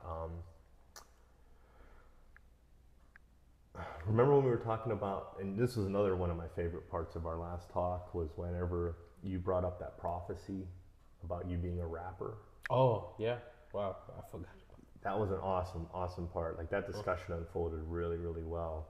And then I got to talk about the prophecies that were over my life, but we're kind of like, we're like being skeptical, Yeah, right? yeah. We're being skeptical. We're not really sure where it's going. But like you questioned whether you had veered away from the promise. You potentially Right. veered away from the promise of the prophecy, Or it was a false prophet. or it was a false prophecy. There might even be room for something in between. Mhm. But I brought up the fact that Moses killed somebody. Uh-huh. So I wanted to read that verse. This is out of Exodus 2:11-14. It says, "Now it came to pass in those days when Moses was grown that he went out to his brethren and looked at their burdens, and he saw an Egyptian beating a Hebrew, one of his brethren. So he looked this way and that way, and when he saw no one, he killed the Egyptian and hid him in the sand." So not only did he kill him, but he hid the body. And when he went out the second day, behold, 2 Hebrew men were fighting, and he said to the one who did wrong, "Why are you striking your companion?" Then he said, "Who made you prince and judge over us? Did you intend to kill me as you killed the Egyptians?" Because at this point he thought it was a hidden thing. So Moses feared and said, "Surely this thing is known." So that's pretty messed up, right? Uh-huh. But like, God didn't just toss him over the edge and say, Right. "Well, I'm not using you because you disobeyed me." Uh-huh. He still used him for what he's intended to use. That's good. And I think looking up verses is good. We'll get Uh-huh. faster at it. Uh-huh. But I think that's an awesome thing. That's a good one. Um,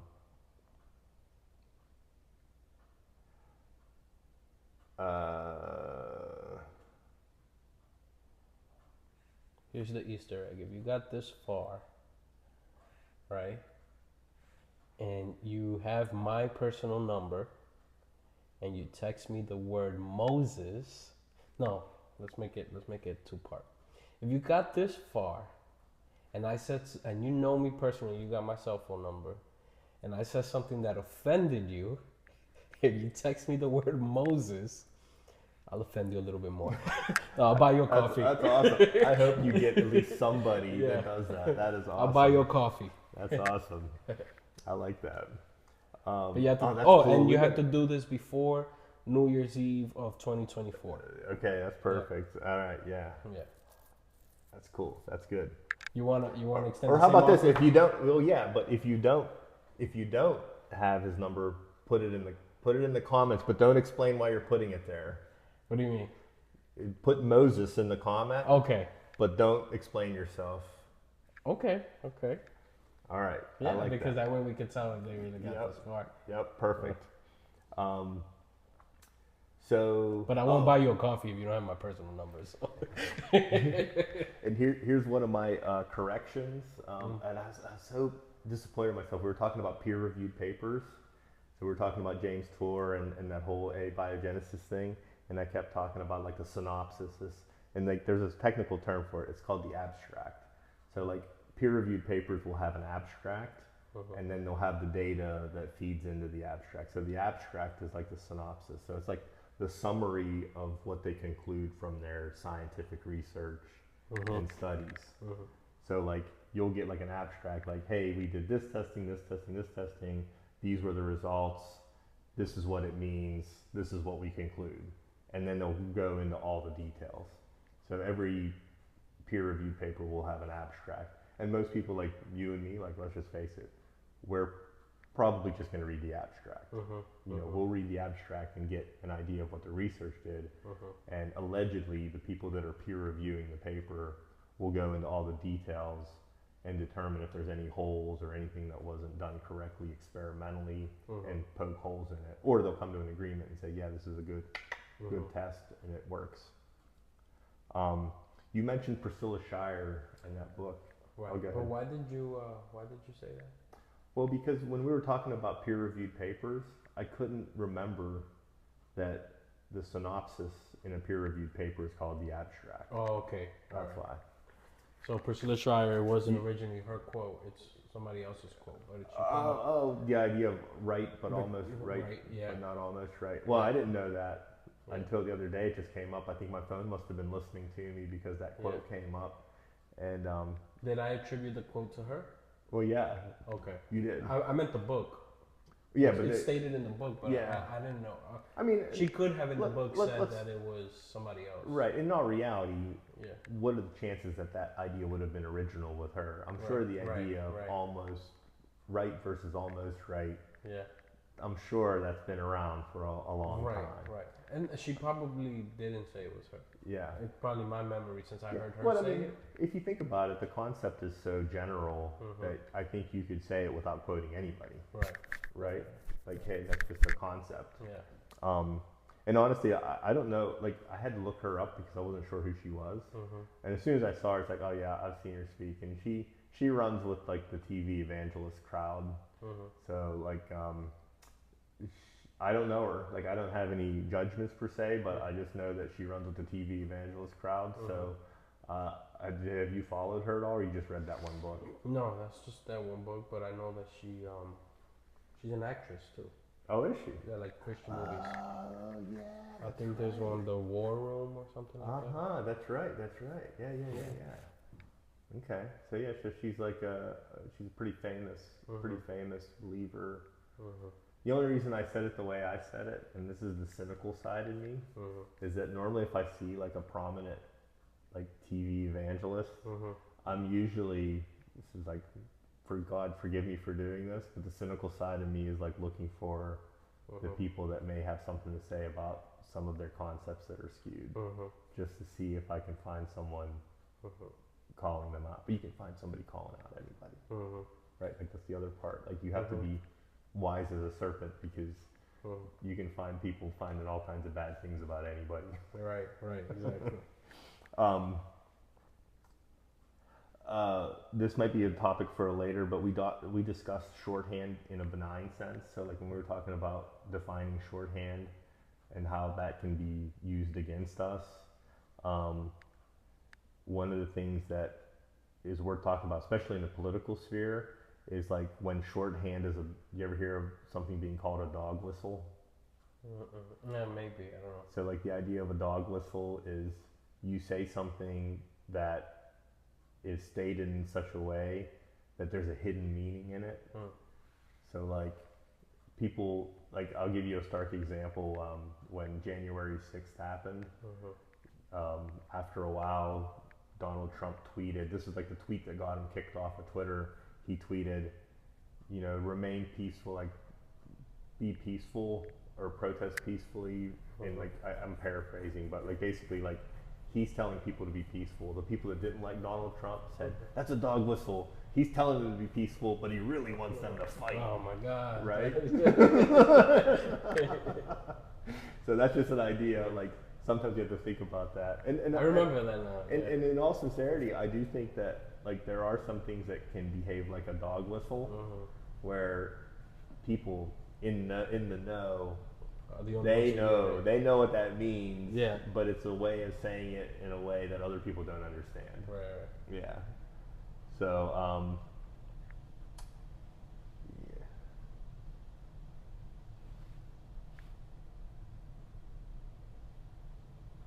yeah, I'll skip that one.